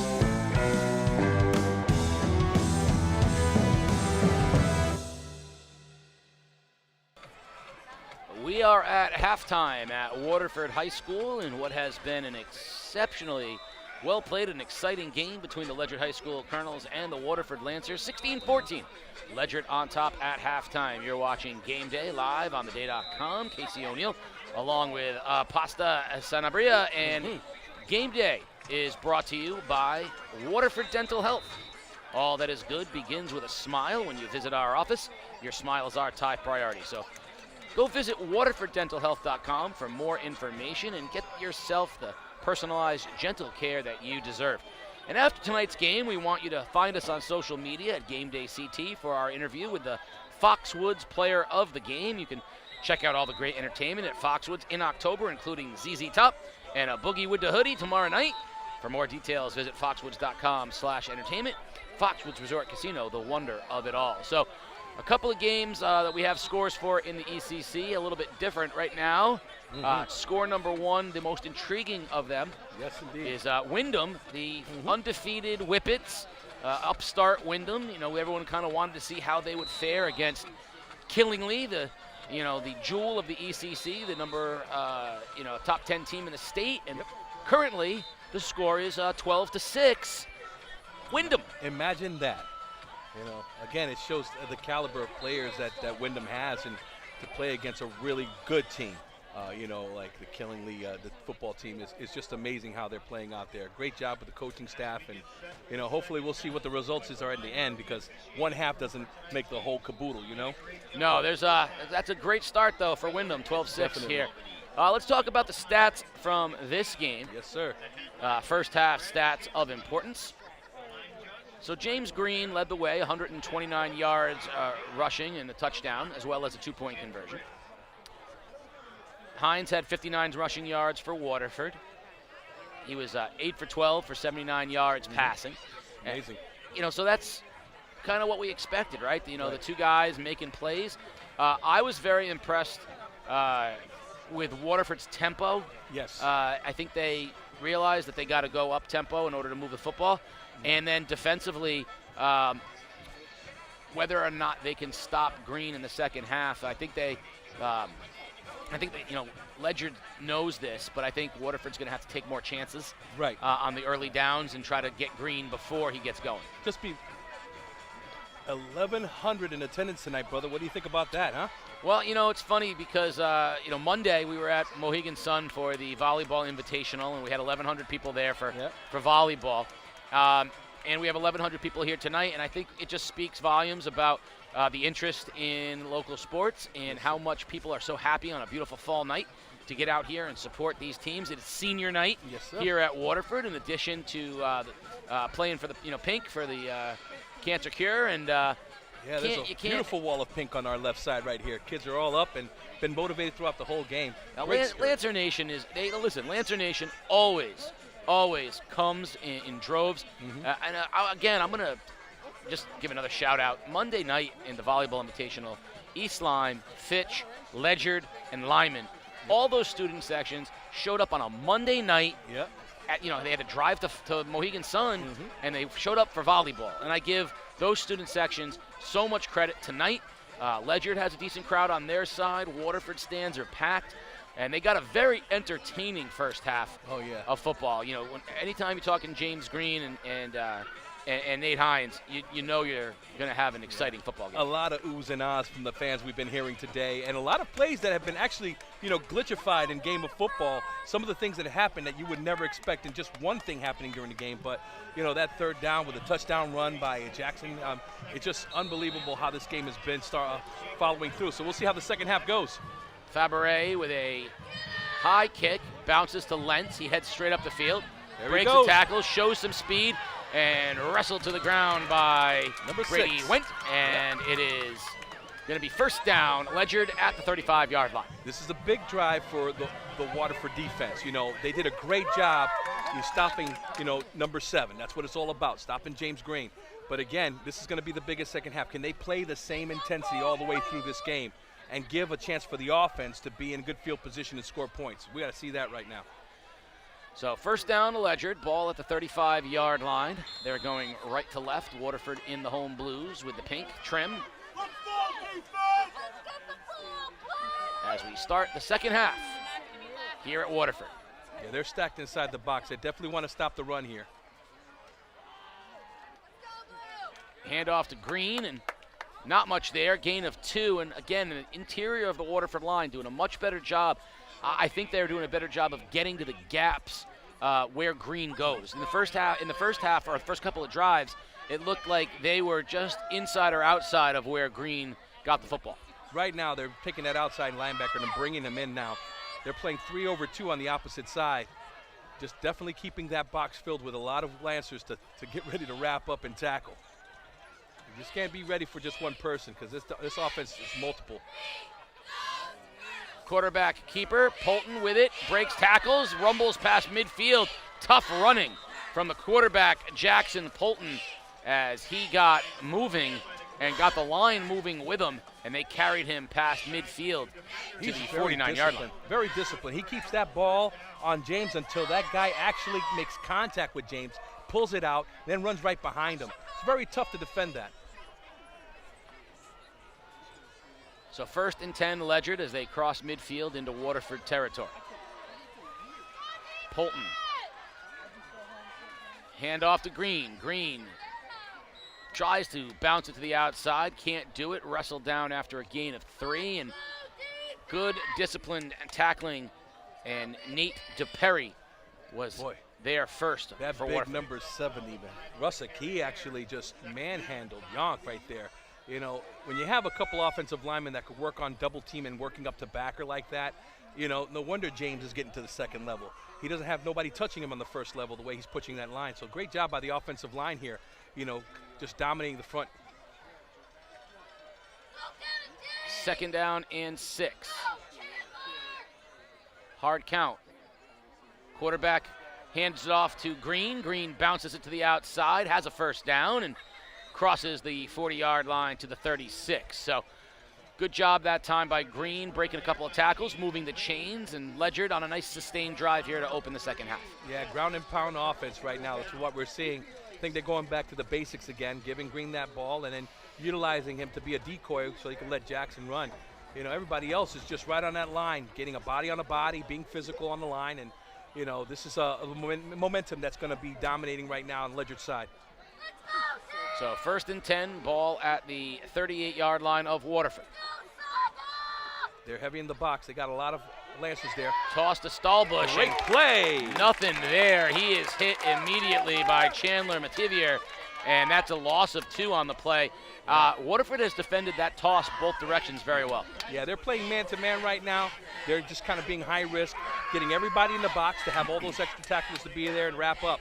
So, you know, I mean, we haven't seen any changes from Ledyard to mix it with the passing game. So, you know, I would continue to do this until they show me pass. Right now, they're just, you know, running the ball. 2nd and 13 for Ledyard. Green bounces to the outside, shows speed in the open. The playmaker makes plays. Touchdown, James Green, Ledyard. Wow. Just like that, you can never, ever give him an inch. He'll take a mile, or in this case, 40 yards. 40 yards. Touchdown, Ledyard. Oh, it was 2 key blocks in the front line. Then he penetrates through that. The linebacker just touched his shoulder. Then he just hit the Jets. He was off. A great run. And that's going to bounce the Ledyard lead to 22-14. And since Ledyard doesn't kick extra points, they go for 2. This is a huge 2-point conversion here because if Waterford can hold them, they are still within 1 score. Still within 1 score, yep.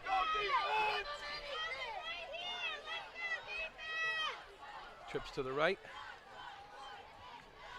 Polton's going to keep it himself, and I don't think he's going to get there. Did he get over the line? No, he did not. Short. Big job stop by Waterford. They keep it a 1-score and a 2-point conversion game. It's 22-14, Ledyard on top. 9 minutes remaining here in the 3rd period. Waterford will have their first possession of the second half upcoming. Wow. 182 yards rushing for James Green, 2 touchdowns. And in that particular one, as you said, he hit the hole, the vision to bounce it to the right spot, and then the Jets just absolutely, once he had that step, you could just see he was going to be gone. Again, very patient. He knows when to be aggressive attacking the gap, but he also helps his linemen. That's what's beautiful about having a great running back, that complementary action of, I'm going to help make sure that you maintain that block, and whatever choice that defender makes, I'm going to cut off you, and I'm going to hit the Jets. And that's something that's such, you know, a hard thing to have, you know, and teach. You know, a lot of core drills and stuff, he has a natural instinct. And to have that, it's going to take him a long way, definitely. Wanamaker will kick it off for Ledyard, ball at the 40-yard line. Waterford has had good field position off of these kickoffs. Squib kick, bounces,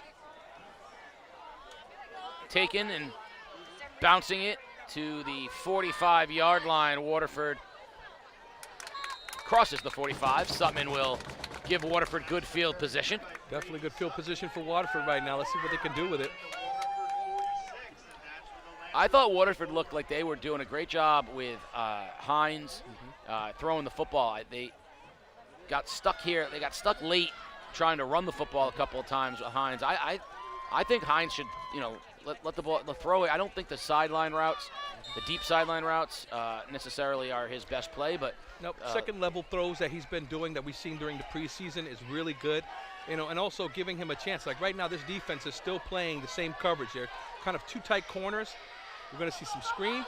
Handoff, Sutman, delay, 9 yards on first down. So that's a good game on first down, bring up 2nd and short. You know, mixing it up like that, and then also the tempo of the game, that's the biggest thing. Look at Nate hustling to get his mouthpiece in there and come right back in there and get ready to make a call. Mouthpiece was 40 yards downfield. Hines, not even out of breath. I'm tired watching, and he's not even out of breath. 2nd and 1. Hines keeps it himself. He's going to have a first down, and he wisely bounces it out of bounds at the 40-yard line. But smart play by Hines, move the chains, first down Lancers, and they will continue with that no-huddle offense. No, tremendous job by the coaching staff in building this offensive identity. Again, they knew that their offensive line was going to, you know, be young, and you know, it seems like they found a good, solid package of what they do, and it's given the quarterback a great opportunity to make some plays. Again, utilize who you have best out there. Sutman switches to the left side of Hines on first down. Hines wants motion from Higgins, gets it. Jet sweep to Higgins, cuts it back straight up the middle, breaks a tackle, crosses the 35-yard line. So Hines was very deliberate, wanted Jax Higgins to come in motion. He did, gave him the jet sweep. 5 yards on first down. It'll bring up 2nd and 5.5. Yeah, he's commanding this offense. I like the tempo. Coach is calling the plays right now from the sidelines. You know, very simple plays, but it's just efficient right now. Handoff, Sutman. Sutman driven to the ground. Great hard defensive tackle play on the far sideline, and Sutman took the brunt of that one, shoulders down, but it'll bring up 3rd and 5. Yeah, no doubt. Again, Jacob Lentz, good athlete. I mean, he really is playing the outside very well. You know, those are the things that I like about Waterford, is that they're mixing players there. But again, the discipline from Ledyard is the outside backers reading their keys, making sure that they're disciplined, getting good angles, and, you know, finishing up tackles. They're tackling team. They really know how to wrap up and get to the ball. Big 3rd down here. We're in 4-down territory, but big 3rd down here for the Lancers. Ball at the 35-yard line. Hines rolls right. Pressured, breaks a tackle, but can't get much past the original line of scrimmage. Yeah, the defensive line did a really good job there, getting through the gaps and then also keeping him inside. You see 28 from the outside edge. That's the young man, Wyatt Crawford, again, bringing him back inside. Don't let him get to the outside. Let your defensive linemen inside and linebackers wrap them up. Yeah, Crawford and Tebbets that time, the left side of the Ledyard line, did a real nice job and funneled Hines back to the middle. Now, this is a 4th and 5. They got Ledyard once on the hard count. I don't think they're going to get him again. They're going to have to get this one on their own. Hines, good snap, rolls right, pressured. Now he steps up, looking, still looking. Now he's backpedaling. Finally throws, and it's intercepted at the 22-yard line. Intercepted by Brian Johnson. Wow. It effectively acts as a punt because they weren't going to get it, but Hines did everything he could. He saw he was not going to be able to get it. He refused to cross the line of scrimmage. He tried and tried to stay, you know, before the line of scrimmage and finally just ran out of time. Yeah, he was gassing, trying to see a receiver to make a move. But again, these are things that if you don't coach, it's not going to be really organized. You know, what the receivers needed to do was when they seen him roll out, come back to the ball. Get to the ball where he can be in an open area where he could toss it. What they were doing, they was just drifting, and then the defender stayed right on top. The outside linebacker just was floating there and got the pick. Big opportunity for Ledyard. They're up 8. A score would make it a 2-score game. First down. Green straight up the middle and wrestled down by the Waterford line. Yonk was the first one to get to him. Gain of maybe a yard on the play. That'll bring up 2nd and long, but as we saw on the previous drive, long really doesn't matter for Ledyard because if they execute the block to get Green through the first contact, there is no long. Yeah, this offense, you can't really blitz unless you see some tendencies. And what I see is a good disciplined offense. Their motions are really late where you really can't make those reads a slant. And, you know, this offense does have a lot of hidden tendencies. Great job again on 2nd down. Ball's loose. Ball's loose on the turf. Waterford says they have it. Let's see if they do. They're running off the field. They think they got it. We're looking for hands.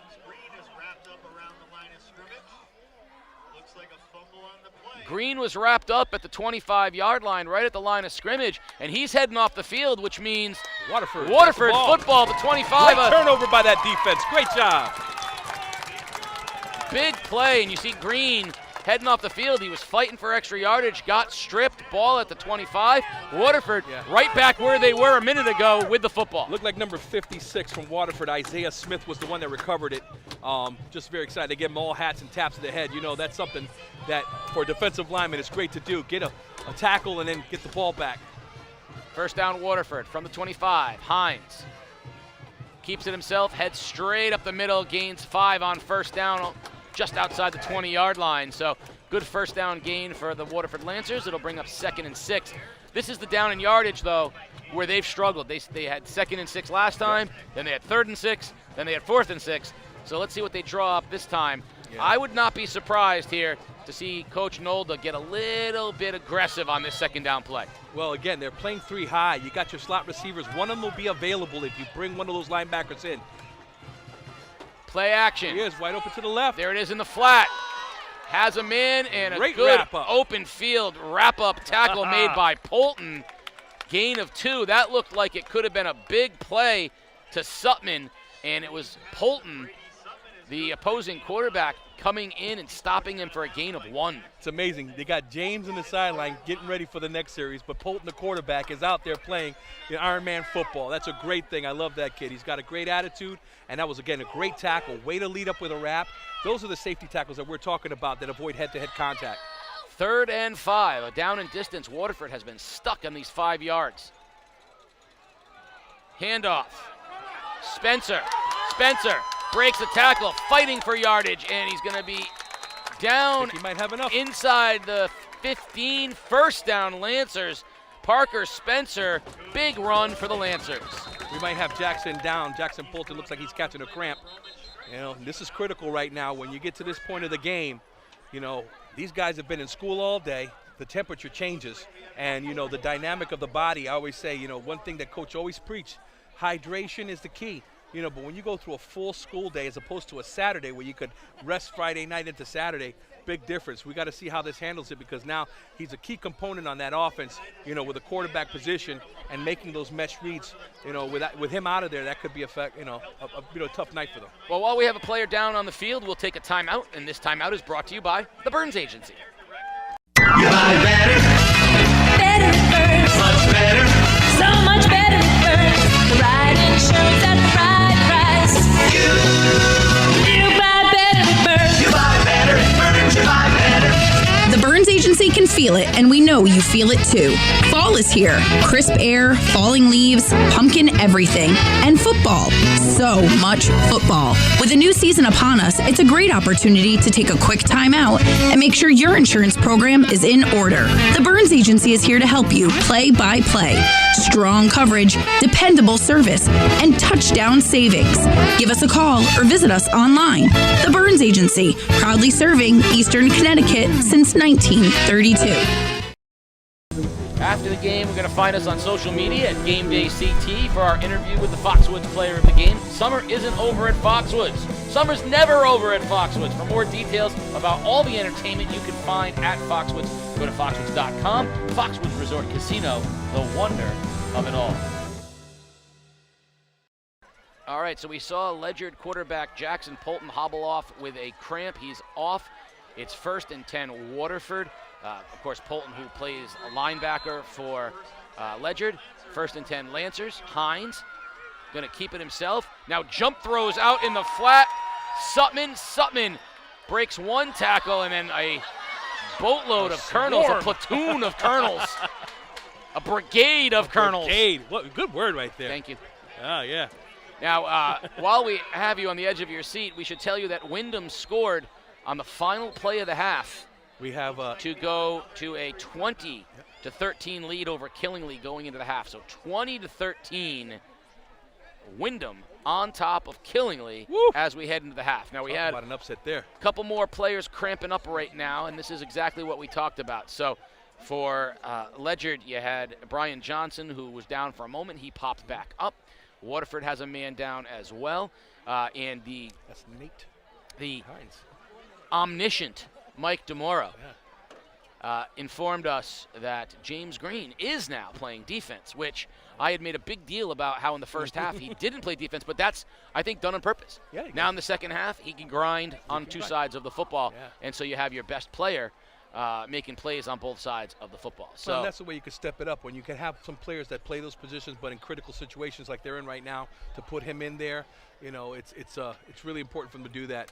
So that's Hines cramping up for Waterford, which means on 2nd and 8, he's going to have to come off, and they're going to need to put a new quarterback in at least for one play. Yeah, both quarterbacks right now are in that cramp mode, brother. They both cramped out, and that's a big deal. You know, like but the difference is James Green isn't one of the ones cramping up right now. No. So Hines is going to go off, and he's going to try to work something out. We'll see who goes in to play quarterback for Waterford with Hines on the shelf. Devin Powers, he's also that linebacker. Powers, we've seen, he, of course, number 18, is now in for Hines. Low snap, he handles it, keeps up the middle, and nothing there. Ledyard swarms to the football. So tough snap on the first play, and we'll see how many snaps Hines takes while they work on, how many snaps Powers takes while they work on Hines. Hines right in front of us, stretching right now, and he's going to come right back into the go-all game. We're going to get a timeout by the timeout on the field. Third down play coming up, so we'll keep it here. Hines is going to check himself back into the ball game. Casey, you remember the last time we saw Devin Powers was in the 170-pound wrestling final against Mustafa Dinette. That's right. The last time we saw Devin Powers was in the 170-pound wrestling final against Mustafa Dinette of New London. And, for those not sure about where did Dinette end up, he walked on to the football team at Vanderbilt and made the football team. That's awesome. So he, first of all, getting into Vanderbilt is something that New London kids just don't do. It's I talked about this. City schools like New London, we don't have pipelines to certain places. So the number one kid in the class at New London might go to Yale. Yep. The number one kid might go to Cornell. You'll get 3 or 4 Ivy League kids that go, but we don't have a lot of Harvard kids from New London. We have more Yale kids than Harvard kids. We have more Cornell than we do Princeton. It's just certain avenues. But Stanford, Vanderbilt, Notre Dame, these are not schools you see New London kids go to very often. So Dinette getting into Vandy academically was an incredible achievement. And then to walk on the football team and make the team and play. He's playing some special. So I'm telling you, being a walk-on and a team is a very challenging thing. I had to do that when I was at Sacred Heart. Then I had to follow it up at Delaware State University. And the challenges that you go through is unbelievable. But when you make that team, you're something special. It's a privilege that a coach can see a young man come out of nowhere and be part of that program. That's a great thing to hear. Another a big limp-off cramp, Jean Spera, the big lineman for Waterford. So 3rd and 8. Hines is back in on 3rd down. He's going to throw. Zips it. Touchdown, Waterford. Jax Higgins in the seam, hit in stride. Beautiful throw by Hines. And the Lancers are within 2. It's 22-20. What a throw. He just got there in the pocket, read it, saw the receiver broke above that outside linebacker into a nice little gap. We call that a triangle window. He threw a bullet right there. Easy pitch and catch. 3-step drop and just zipped it. Perfect route by Higgins. And here is a big 2-point conversion attempt here to tie this game at 22 for Waterford. Hines rolls right, looking, throws, and it's... Did Landry get it? Yes, he did. It's good to C.J. Landry, and we are tied at 22. With 3 minutes and 45 seconds remaining in the third period, we've got ourselves a brand new ball game. This is what we were talking about earlier with Ledyard being a good program and being undefeated, that they've played teams that had some inconsistencies. Lancers have just been developing along the way, playing some hard football, and now they've gained that confidence. So we have a real good game. 2 teams right now tied at 22. This is what we were expecting in the fourth quarter. We thought it was going to be a blowout, but you know what? We're seeing a great game so far. Of note, on the Waterford side, quarterback Nate Hines as well as top lineman Jean Spera, both off with cramps. Hines has since returned. On the other side of things, we'll see what happens with Jackson Polton, the quarterback of Ledyard, who limped off with cramps previously. So it is a cramp fest, which we know is a part of high school football. And you nailed it. We talked about it in week 1. The temperature changes dramatically. It was 72 degrees today. It's probably 52 degrees now. So 20-degree change in temperature. You're in class all day. There's only so many fluids you can drink. Right. I'll tell you, the arthritis of my knees is telling me that we're at about 59 degrees. Yonk with the squib kick and covered by Ledyard's Jamel Curse at the 30-yard line. But I was waiting for Waterford to do that because they have been Lentz has been such a weapon for Ledyard in the return game. I think Yonk got tired of chasing down Lentz, so he said, I'm just going to pooch this one in the middle. Right in the middle, yeah. And it secures it again. Waterford's defense is playing very well tonight. They're holding their ground again. I'm really proud of how they're playing their scheme. Yonk playing great off the edge. And, their team tackling, both sides of the ball defensively is pretty good. It's just, the explosive offenses, we haven't seen them just almost there, big plays, but not yet. Polton back in the game at quarterback for Ledyard on 1st and 10 from the 30-yard line. Again, 8 men in the box right now, and Green he breaks through. Is gone. He's off. Touchdown, James Green. No one is catching the playmaker.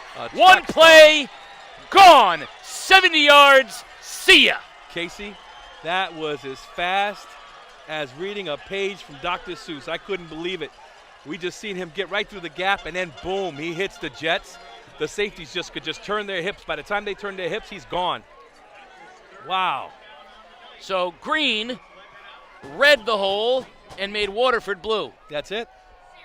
That's it. There's your Dr. Seuss moment right there. You got it, man. There goes the Green Hicks and the ham theory, right? Wow. What a comeback after great effort from Waterford offensively. You know, cramps and everything like that. We get one play, boom, gone. Touchdown. 70 yards in a flash. Yep. And all of the hill climbing of Waterford in one play, it's gone. Polton rolls, breaks a tackle, but will not get there, so they'll stop him short. 28-22. 254 yards for James Green, and he's a touchdown waiting to happen every time he has the football. Actually, he's a touchdown waiting to happen before he gets the football. Listen, we got another quarter coming up, brother. You think that he'll run as much yardage as how much we pay for gas right now? He can get there. He's at 252. That was about a year ago. Can he get to 339? But here's what's ironic. Green, not just because his name is that, he's energy efficient. Yes, he is. I mean, he doesn't look tired. He gets to the end zone, and he just passes the ball to the referee. He is a north-south and a sprinter. So, as you know, he's got the most energy-efficient 200-yard game that you could possibly have. So he goes green. Definitely. I got to give kudos. I mean, these guys are not just, one-star players. They play a lot of sports. And I've learned, like when we were in New London, we played various sports to help complement the sport that we love the most. The track style that I see in these guys are just unbelievable, the tutelage and the programs that they have over there at Ledyard. When he got there, he broke through. He was in such great form. He only turned his head once. But in actuality, the coach should rip him up for that because you go straight right till you get to the end zone. You never know. He also needs to know that once he's in the open, ain't no one catching him. Ain't no one catching him. What's he look? He isn't looking. Yeah, all he's looking back for is to see how far they are in the rear view. Squib kick goes out of bounds, and Waterford will have really good field position up at the 35-yard line. To start this possession, they trail 28-22. 3.5 minutes remaining here in the third quarter. James Green setting it on fire here in the third period with a 70-yard touchdown after Waterford had climbed all the way back from holding on the two-point conversion to driving the field and scoring a touchdown with their quarterback on the sidelines for a couple plays, then getting the two-point conversion. So a lot of work for the Lancers to get back even. Coaches just got to keep, discipline. They know where the openings are. Keep on throwing those calls out there, coaches. Stay focused because this is a good scoring game from both sides. Hines, bubble screen, out it goes. And a nice play to Brady Wentz, and it's going to be a nice gain of 5-6 yards on first down. Great job by the coaching staff knowing get those guys out in the perimeter. The trips formation or motion to trips, really the outside linebacker is not kicking out too much. So you're really going 3 versus 2 with the inside linebacker tight. So that really is a positive side for Waterford. Straight up the middle, a little delayed handoff is to Sutman, and he'll be right at the sticks. I think they're going to give him a first down. They might give it to him. And yes, they will. do. So they'll move the chains. It'll be 1st and 10 Waterford as they start a drive that I think they would like to see this thing take them to the end of the quarter.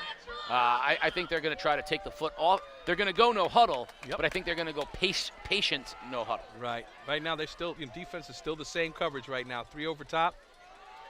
Sutman, no gain on first down. He's hit behind the line by Rusick, and Rusick gets him for maybe a loss, but at the very least it'll be a 2nd and 10 for Waterford. And we have a player down on the turf. So while they attend to the player on the turf, we will send it away for a few moments. We'll take a timeout. This timeout is going to be brought to you by the Burns Agency. You buy better. Better with Burns. Much better. So much better with Burns. The right insurance at the right price. You buy better with Burns. You buy better with Burns. You buy better. The Burns Agency can feel feel it, and we know you feel it too. Fall is here. Crisp air, falling leaves, pumpkin everything, and football. So much football. With a new season upon us, it's a great opportunity to take a quick time out and make sure your insurance program is in order. The Burns Agency is here to help you play by play. Strong coverage, dependable service, and touchdown savings. Give us a call or visit us online. The Burns Agency, proudly serving Eastern Connecticut since 1932. Game Day is calling all fans, players, parents, coaches. We want your best plays. Send us a video on any of our social media platforms of any sport, practice, or game, and we will consider it for our plays of the week.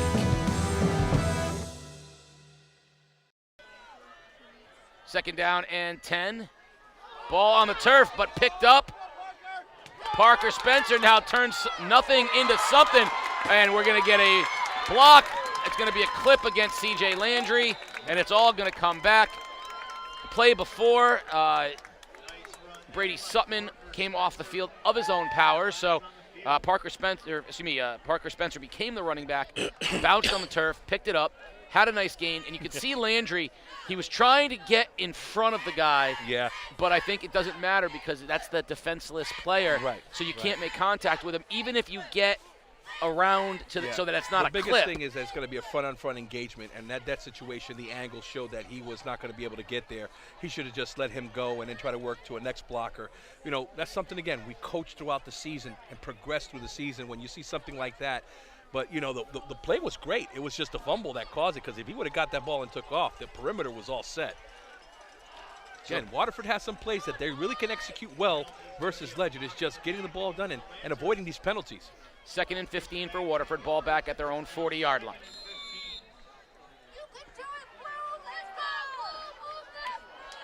Hines in the backfield. Hightower will be next to him.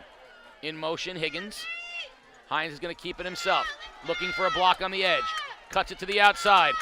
Puts his head down and gains back the penalty yards and 5 more. Gets to midfield, and it'll bring up a much more manageable 3rd and 5. Man, Hines has a grit that brings me back to the old school, like a guy like Frank Tarkington, just, you know, from the Minnesota Vikings, just runs out there and he's elusive. Just make sure he puts his head down to get that first down. A lot of heart in that kid. And we're going to get a flag. We're going to get a neutral zone infraction. Of contact must have been made there. And that's going to bring a 3rd and 6 to a 3rd and 1. So much more manageable. And then more importantly, Brady Sutman back into the football game for Waterford. So we saw him come off the field on his own power. He took a play off, and now he's back into the football game. A lot of deja vus with these down and distances, brothers, tonight. Right? I mean, long situations, they take a big chunk, and then they get a penalty, and then you get these close, you know, short yardage situations. What an amazing night, huh? Beautiful night. Great game as advertised. Waterford comes up tight on 3rd and 1. Hand off to Sutman, and he's not going to get there. Wrapped up behind the line of scrimmage. It's going to bring up 4th and 1. Great penetration from the Colonels. The defensive front won that battle. They stood up the offensive line and allowed the linebackers to go in there and make a play. Big 4th down play here. Waterford going to that same bunch tight formation. Oh, we have an inverted whistle? Yeah, whistle was blown. I think we're going to get a timeout before the play. The official blew it. Official short side blew the whistle, so we'll see what they say. I don't know if the wide receiver was set when the play started. So C.J. Landry wasn't. He had turned to look in to find out what was going on. So Waterford called the timeout. So got away with that one. We have a timeout on the field, and we will take this timeout. Brought to you by the Burns Agency. Game Day opens the high school basketball season back at the Mohegan Sun with the 2nd annual Day Holiday Classic. We'll bring you 3 games on Monday, December 19th. First, a rematch of last year's Division I championship game between East Catholic and Notre Dame of West Haven. Next, a rematch of last year's Division III semifinal as St. Bernard takes on Daniel Hand. And finally, ECC rivals New London and NFA see if they can top last season's buzzer-beating drama. It's the Day Holiday Classic, Monday, December 19th at Mohegan Sun Arena, and streaming live on game day.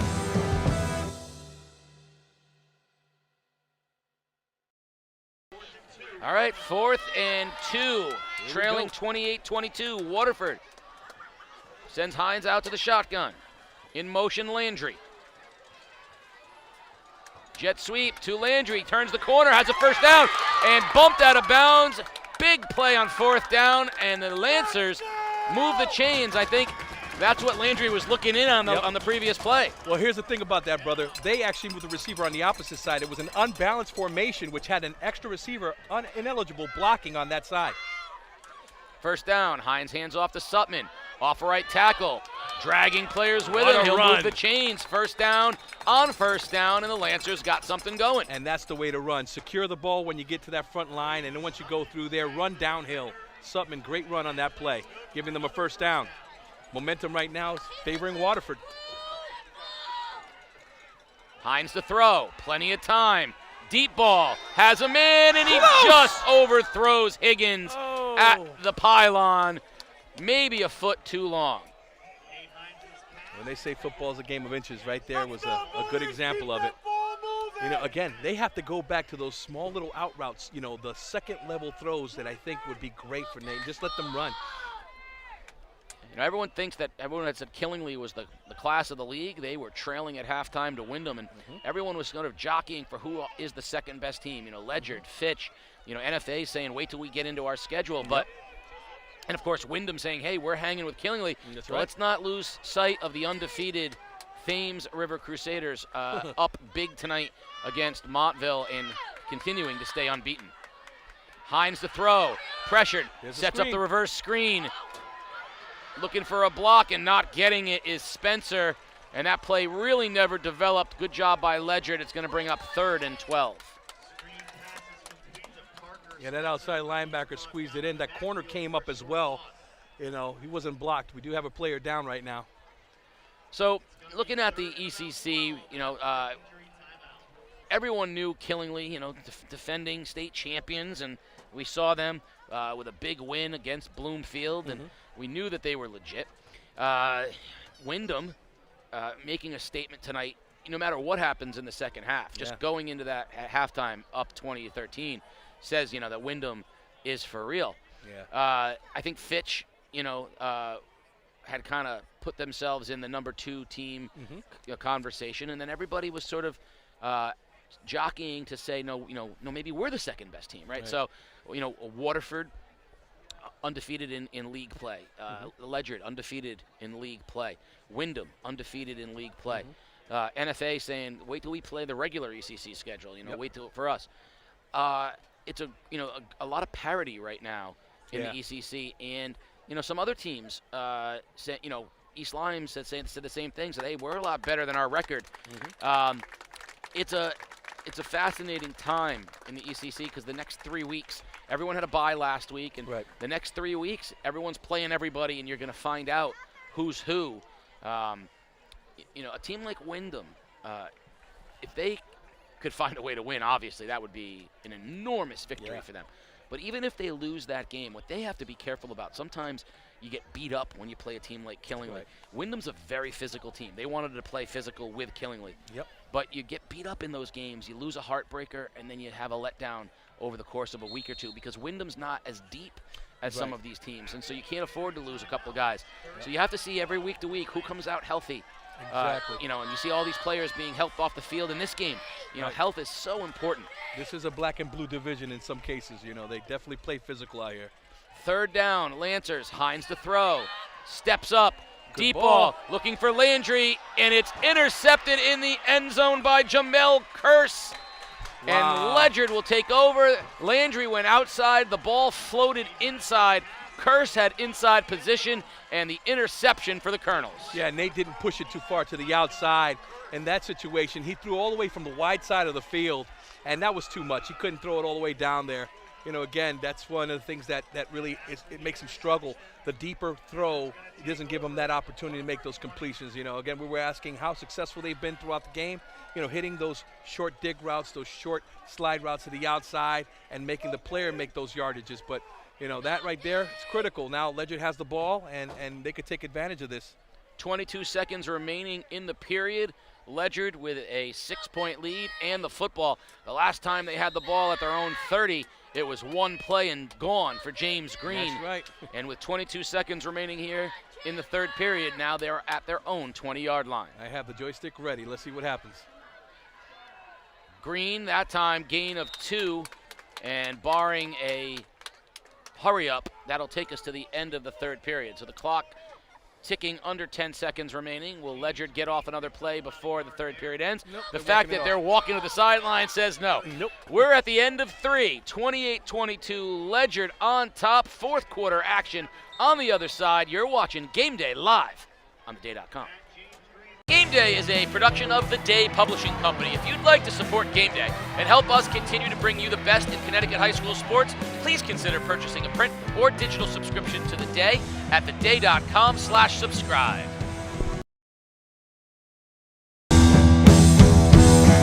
Game Day is calling all fans, players, parents, coaches.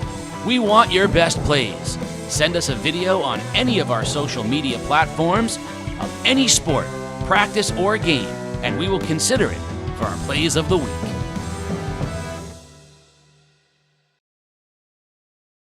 After the game, we're going to find us on social media at Game Day CT for our interview with the Foxwoods player of the game. Summer isn't over at Foxwoods. Summer's never over at Foxwoods. For more details about all the entertainment you can find at Foxwoods, go to foxwoods.com. Foxwoods Resort Casino, the wonder of it all. Fourth quarter about to begin, 28-22. Ledyard with the football and a 6-point lead. Heading left to right, they have a 2nd and 7 and the ball at their 23-yard line. Polton under center. Tosses it out to Stallbush. Stallbush just before the before the stick is wrestled down. It'll be 3rd and short. You know, Ledyard still has to be aggressive and controlling the ball, controlling the clock, you know, and driving down the field in order to maintain this game in their side because, again, you know, that Waterford offense can explode at any time. Both offenses have these potential. 3rd and 1. Can Waterford find a way to make a stop and get the ball back? Right now chanting along here. Let's see what happens. Tight formation. Polton wanted to run the quarterback keeper, but we got a flag. Did someone jump? Or did someone creep? That's TLC. Thank you very much. Man, you've been on fire tonight. Don't go chasing waterfalls, Don't Pasta. go chasing waterfalls, you know. Michael Keaton. And Ledyard is saying that it was against Waterford. They're saying Waterford jumped off sides, and if that's the case, it'll be a first down for Ledyard. We got a timeout from the referee. Their timeout. They're trying to find out what's going on here. We see what we got. Offsides against Waterford. Defense, yes. Gets him a first down. Coach is frustrated. This is a big play for Ledyard right now, giving them the first down.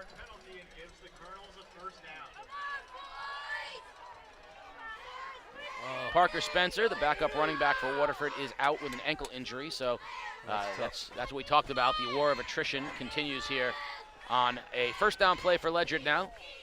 Physical battle, both sides. These teams are going to feel sore tomorrow.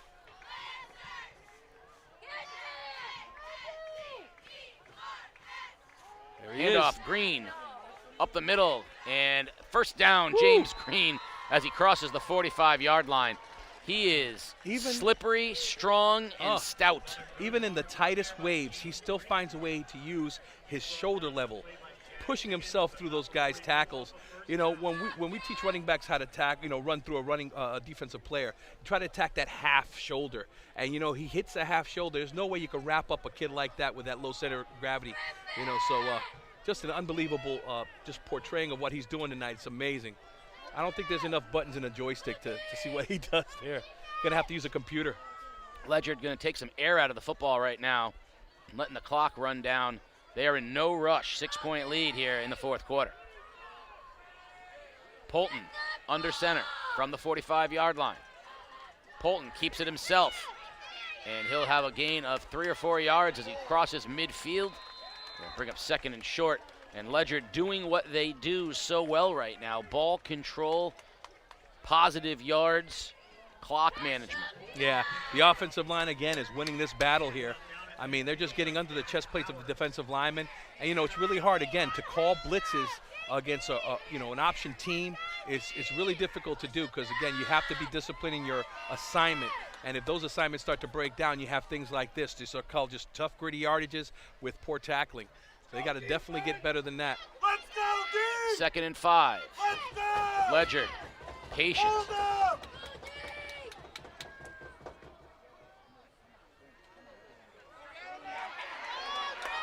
Green with the carry, got a yard, maybe 2. Polton got hammered on the play, and he didn't even have the football. No, but then that's the discipline of the defense. That's what they have to do. Stay on your key and wrap up. You never know if he has the ball or not. But again, James just gets hit right in the line of scrimmage, bounces back 2 yards, spins, comes back around, and gains 2. That's just athleticism right there. So 3rd and 4, maybe call it 3.5. Critical play here for the Colonels, and defense has to step it up right here and give that ball back to the offense. They're all crunching down right now. It looks like everybody's going at it. Right in the front line, a scrum. Oh, that's a brilliant job of Polton. And he's gone. He's still in the Whoa! open. First down, crosses the 35. That's the play that went for the touchdown in the first half. Quarterback keeper, and he keeps churning his legs. Green gives him a push, and he breaks through and moves the chains to the 34-yard line. It's a traditional scrum for rugby style. They're all together. They are pushing and fighting, and he just finds a way to peek out through a little hole and get that yardage, get a first down. Man, a good battle on the front line. I tell you, these boys deserve steaks after this game. Waterford now 8:30. They need to get the football back first and foremost as they trail by 6, and Ledyard perfectly content. They would love this to be an 8-minute drive. Same formation, pushing forward, and a gain of maybe a yard that time. Better job of the Lancer interior, and it'll bring up 2nd and long. Yep, this clock management right now has been favoring Ledyard, and if they continue to do this and get themselves in a situation where it'll be 3rd and short. Right now it's tough, it's 2nd and long, but if they continue to do this and get the clock down, it'll be difficult for Waterford to come back if they score. 2nd and 9, under 8 minutes remaining here in the ball game. 28-22, Ledyard on top. And Ledyard is very content running the clock down and down and down. They're going to take their time. Waterford's going to need a stop here. 2nd down.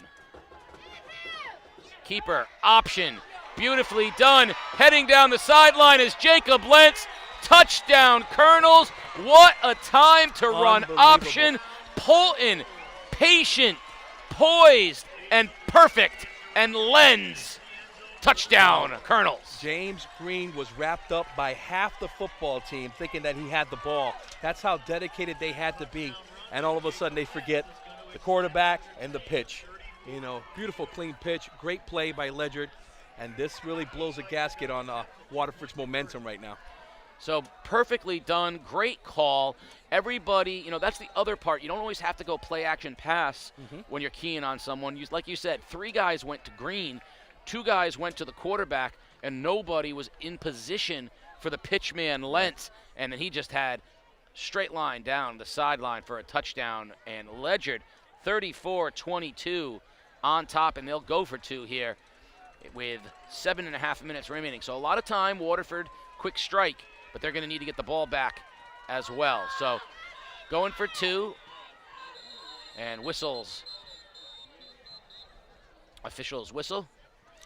Kudos to the play calling on Ledyard's side. I mean, all they have on one side is all these run plays, and they're not even diverting, just running it, and then finding a loophole. These coaches up top here, parents don't know. We have coaches that are up top that look at these little keys that they see throughout the week, and they relay that back. And, people don't understand. It takes 2.3 seconds to relay a play from up top to a coach, and the coach has to make a decision within those plays. And then you only have a certain amount of time before that play gets out there and executed. So, that's just the stimulus that goes on. Great play and good coaching play calls by the Ledyard team. Delay game backs them up 5. Polton rolls, throws, and incomplete. Now, I'm going to say 3 things. Yep. Number 1, I think Polton, that's the second ball Polton's thrown tonight. Second ball, yeah. 1 was incomplete. Yep. 1 was intercepted. Yep. to be kind, he is better with his decision making and his feet than he is throwing the football. Yep. Where do you see a team throw the ball one time and put up 34 points?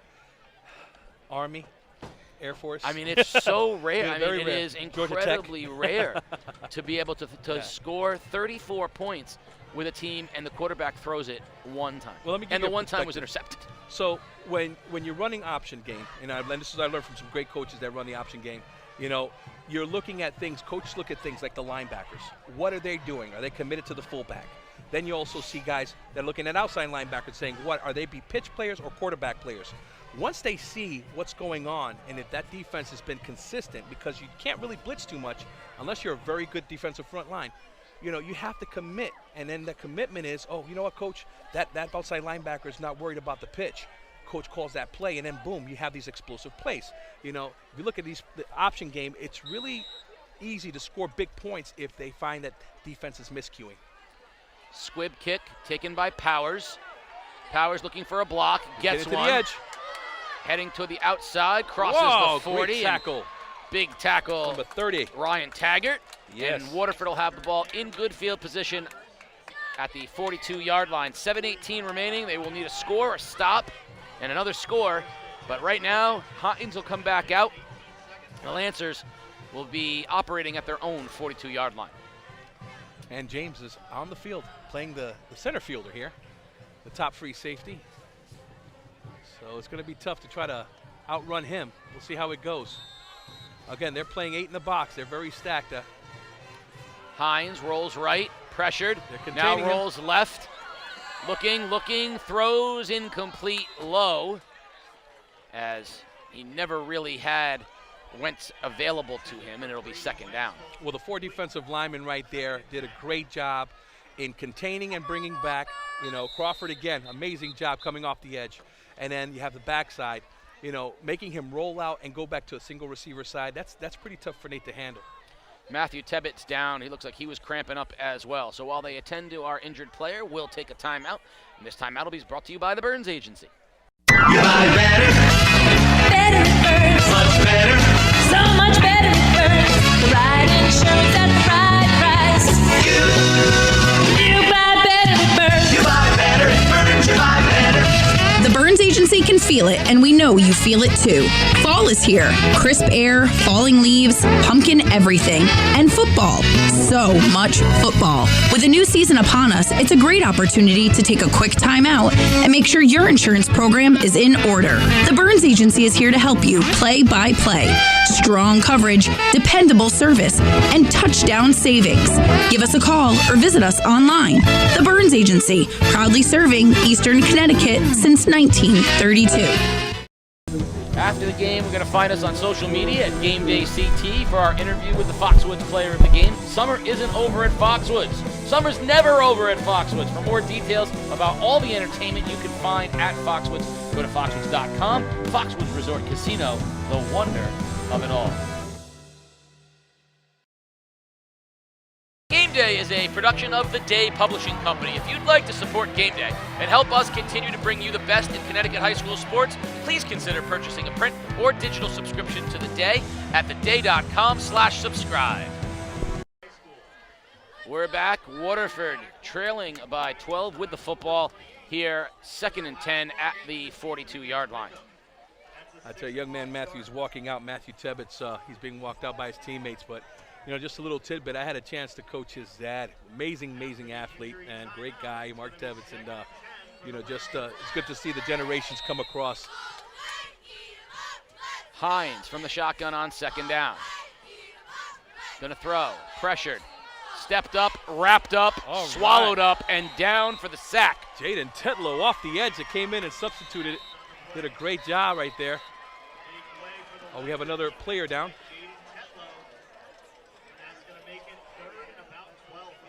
James Tedlow, the grandson of Coach David Tedlow over at Ledyard High School track. Great track coach there. So while we were away, we got the updated score that Wyndham you feel that? Scored again. Wow. 27-13. The mighty Whippets, brother. Wyndham over Killingly, in the third period. Now, I am shocked to see Wyndham scoring that many points against Killingly. I knew Wyndham was good. So last week, Wyndham played. So Bacon Academy, where my boy is, and they've played Ledyard and they played Wyndham in back-to-back weeks. And I asked him what was the difference, and he said Ledyard's good. He goes, James Green's just ridiculous. He's like, James Green's ridiculous. He said, but the Wyndham running back is really good. And he goes, they have 2 or 3, and he goes, Wyndham's real physical. Hines rolls, avoids a tackler, looking for a man downfield, steps back, pressured, and sacked again. Wow. That great effort from the defensive line, swarming and staying down on their feet. They're not jumping up while he's trying to throw the ball. They're just keeping their feet under and then scraping across. Natural. Great play by the defensive line. Barbosa got the sack, and it's going to be 4th and 20 for Waterford. Yep, they're getting back on the line real quick. I'll tell you, the mighty Whippets, that offense has always been, that green tee has always been a difficult system to really defeat when you have those players there. So, I mean, kudos to the Wyndham Whippets playing hard tonight. Wyndham off a state championship in basketball, seeing their best team in football in many years. Hines to throw on 4th down. Pressured. Rolls. He's free. Needs to throw, but he can't, and he's not going to get back just to the original line of scrimmage. Wow. Ledyard will take over on downs at their 40-yard line of Waterford. So with 5:55 remaining here in the ball game, Waterford on the ropes as Ledyard has a 12-point lead and the football. I'll tell you, Nate has a grit and a heart of steel. He's a great kid to play, but, in that situation, what we just saw was the discipline of Ledyard defense, keeping their feet down, scraping across. When he starts to roll out, get a good angle of pursuit. And, he's going to be sore tomorrow. He is tired. He put the helmet to the side. He's upset. He's just wanting to get a play going here, and it's tough. So Ledyard will have it 1st down, 6 minutes remaining, 5:55. And you're going to see Ledyard here. They want 3 first downs, and they're going to milk every second off of the clock that they can. Here comes the ground and pound of the Springfield-style offense. I like that option game. This one right now is just gritty football. Look at that. And he can't. He's going. He He's still can't moving. be brought down. What Wow. a run on 1st down for 13 yards by quarterback Jackson Polton. It's that same quarterback keeper, and the feet keep churning, and nobody can bring him to the ground. Chris Berman would have said what? Rumbling, bumbling, stumbling down the field. Wow, moving the chains. I've been trying to figure out a way to say, Ledyard don't want no scrubs. Ever since, and for like the last 5 minutes, I haven't been able to figure out how to sneak that one in. I think you hit it when you said don't go breaking waterfalls, But what about your friends? Thank you. Like well done. Very nice. Gonna run that same play and still pushing the line, and he's still pushing and still pushing. Look at those big boys up front just staying with their blocks, man. These guys, again, you got to cook a mistake for what they did tonight. Waterford's going to call a timeout with 5:13 remaining here. I think they want to talk over how to approach that formation. My opinion, and I am not the expert, thankfully we have you here. My opinion is when you see that formation, you got to go with that goal line mentality. You got to go low, and you got to shoot right into the knees, and you got to create mud in front and make them bounce that outside. What you can't do is allow that quarterback to just sit on his center's butt and push in and push in and push in. Well, one thing that we did when we were coaching at Ledyard was we had a pinch scheme, where you got those defensive linemen really squeezing those hips of those guards, sealing the gap, having a guy that's going to be physical in the front that, Tanner Daggett back in the day, he would just get in there, bam, and just bang the chest of the center. That would cause a lot of disruption. But, right now Waterford's line is just kind of depleted. They're working hard. It's just that they're getting their pad levels high. And that offensive line right now is grabbing them. And once you get that inside chest plate of that defender, you can actually hold. It's legal. You could really stay inside that. You could push and hold up, and they're just lifting them up and driving them back. So by the time the running back gets touched, he's actually, in that case, this is what they did. They run the gap. They pinch down, cause the guards to fall down, and that collapses the offense. And you can see Coach Zethnolda called his defense over, and right there on the spots, exactly, drew up slant gap, goal line, muddy up the works. Just pinch it down, cause a lot of disruption, and then wrap up and tackle. You know, your outside edge players are being unblocked, so they could come and squeeze in, and you know they only get a yard off of that if you get that disruption in the front three of the offensive line. 3rd and 6. So now they're waiting for the referee in the back here is going to raise his hand when there's 5 seconds on the clock. Usually the quarterback keeps the tempo right there, kind of gets the offensive line ready once he sees the hand go up. There it goes. 3rd and 6, and Ledyard jumped. Yep. Ledyard jumped. Barboza, and that's a free one right there for Waterford. It'll back them up 5 and stop the clock. Yeah. Man, going back to the Whippets, you know, I always thought that they were like the Rocky Balboas of the league. Kids that have a lot of heart up there, and, you know, to see them competing or hearing that they're competing that well against a great team. You know, we had a chance to see them play, against NFA, the Kinley team, and it's just, this is what you like about this league. You never can be complacent, you know, and if you do that, any team right now can, go. I mean, if Ledyard was complacent coming in there, we're undefeated, and they face this team without that respect, Waterford could come here and beat them. I mean, this is why we have a great game so far. 3rd and 11. Same formation. Another great job by Waterford. That time held them to a gain of 3. So it'll bring up 4th down, about 8. Clock running with 4:20 remaining here in the ball game.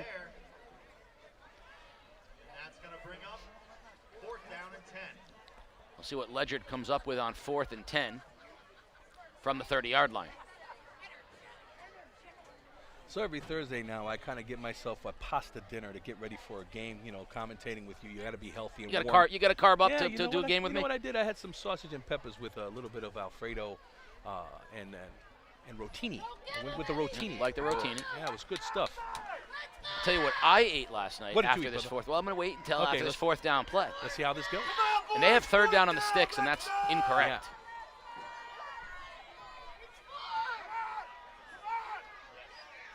Green bottled up, center of the line that time for Waterford, rushing to the football, led by number 55, Nate DePerry, and that'll bring up 4th and 10. Waterford called a timeout there. So the my wife decided to. She was home early yesterday. Yeah. So she busted out the slow cooker.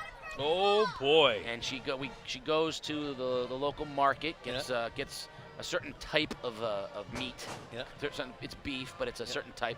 Throws it in the slow cooker for hours and hours and hours, and she puts in it sauce and cheeses and stuff, and she lets it sit there, and it falls apart and it shreds, and it creates this like ragu. Yeah. And then she grabs the I think we went with the pappardelle last night, the big thick noodle, right? Yeah. Because you want to grab as much of this as sop possible. It up. Yeah, that's right. Oh, you got me hungry now. And what she does, because it's the fresh pasta, is she cooks it right in the sauce in the slow cooker, so the pasta it basically sucks up. The noodles are like 5 pounds a piece. Let me tell you right now, you call me up, I will be right there with a bowl and spoon, brother. That is good stuff. My God. Yeah. We got carbs last night. Oh, I got carb. I carb. Well, I expend a lot of energy on these games. I got to carb up.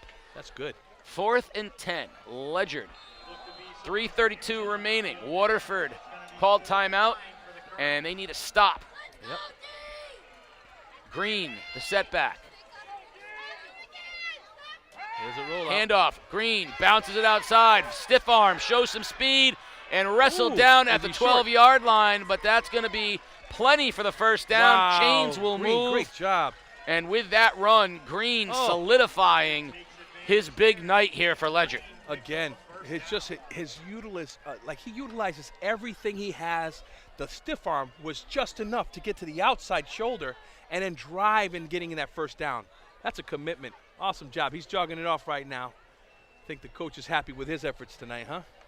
12-point lead, 3 minutes remaining as Green heads over to the sideline. 283 yards for Green. Man.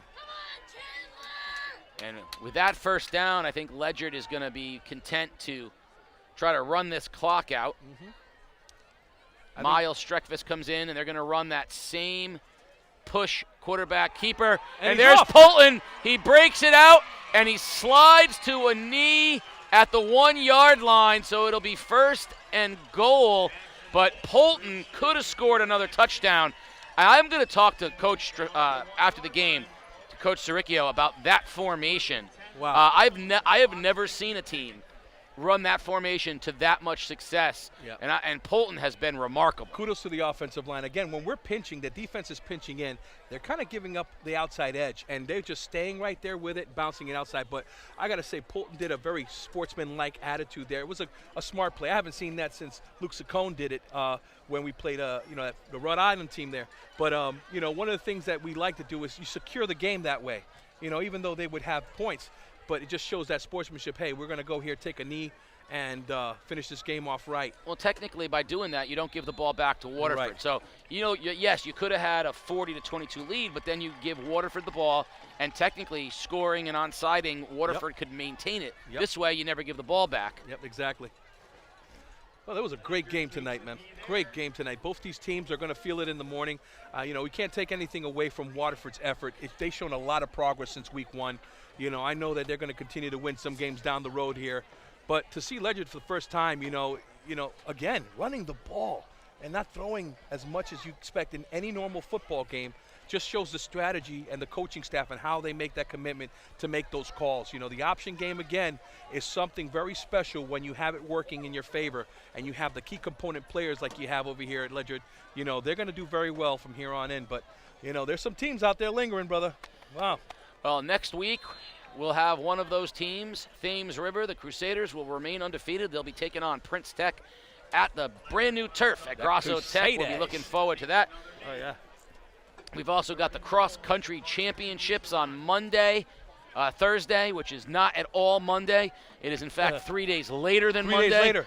But I'm so excited I want them on Monday. That's what it is. I'm so excited that's I want them on Monday. They're on Thursday. So the cross-country finals as well as Prince Tech at Thames River. And, of course, stay tuned after the game. You want to find us on social media at Game Day CT, or our interview with the head coach, as well as the Foxwoods Player of the Game. Check out all the great entertainment at Foxwoods in October, including ZZ Top and a Boogie with the Hoodie tomorrow night. Woo! Foxwoods.com/entertainment. Foxwoods Resort Casino, the wonder of it all. So, as the clock runs out here on a 34-22 victory for Ledyard, we will send it away at the conclusion of the game, and then, of course, find us on social media for all of the highlights and, of course, the player of the game and the interview with the coach as the clock strikes down under 5 seconds for Pasta. Hey, brother, it was awesome. Love you, man. Love everybody out there. Game day. I am Casey O'Neill. 34-22 Ledyard. Good night, everybody. Good night.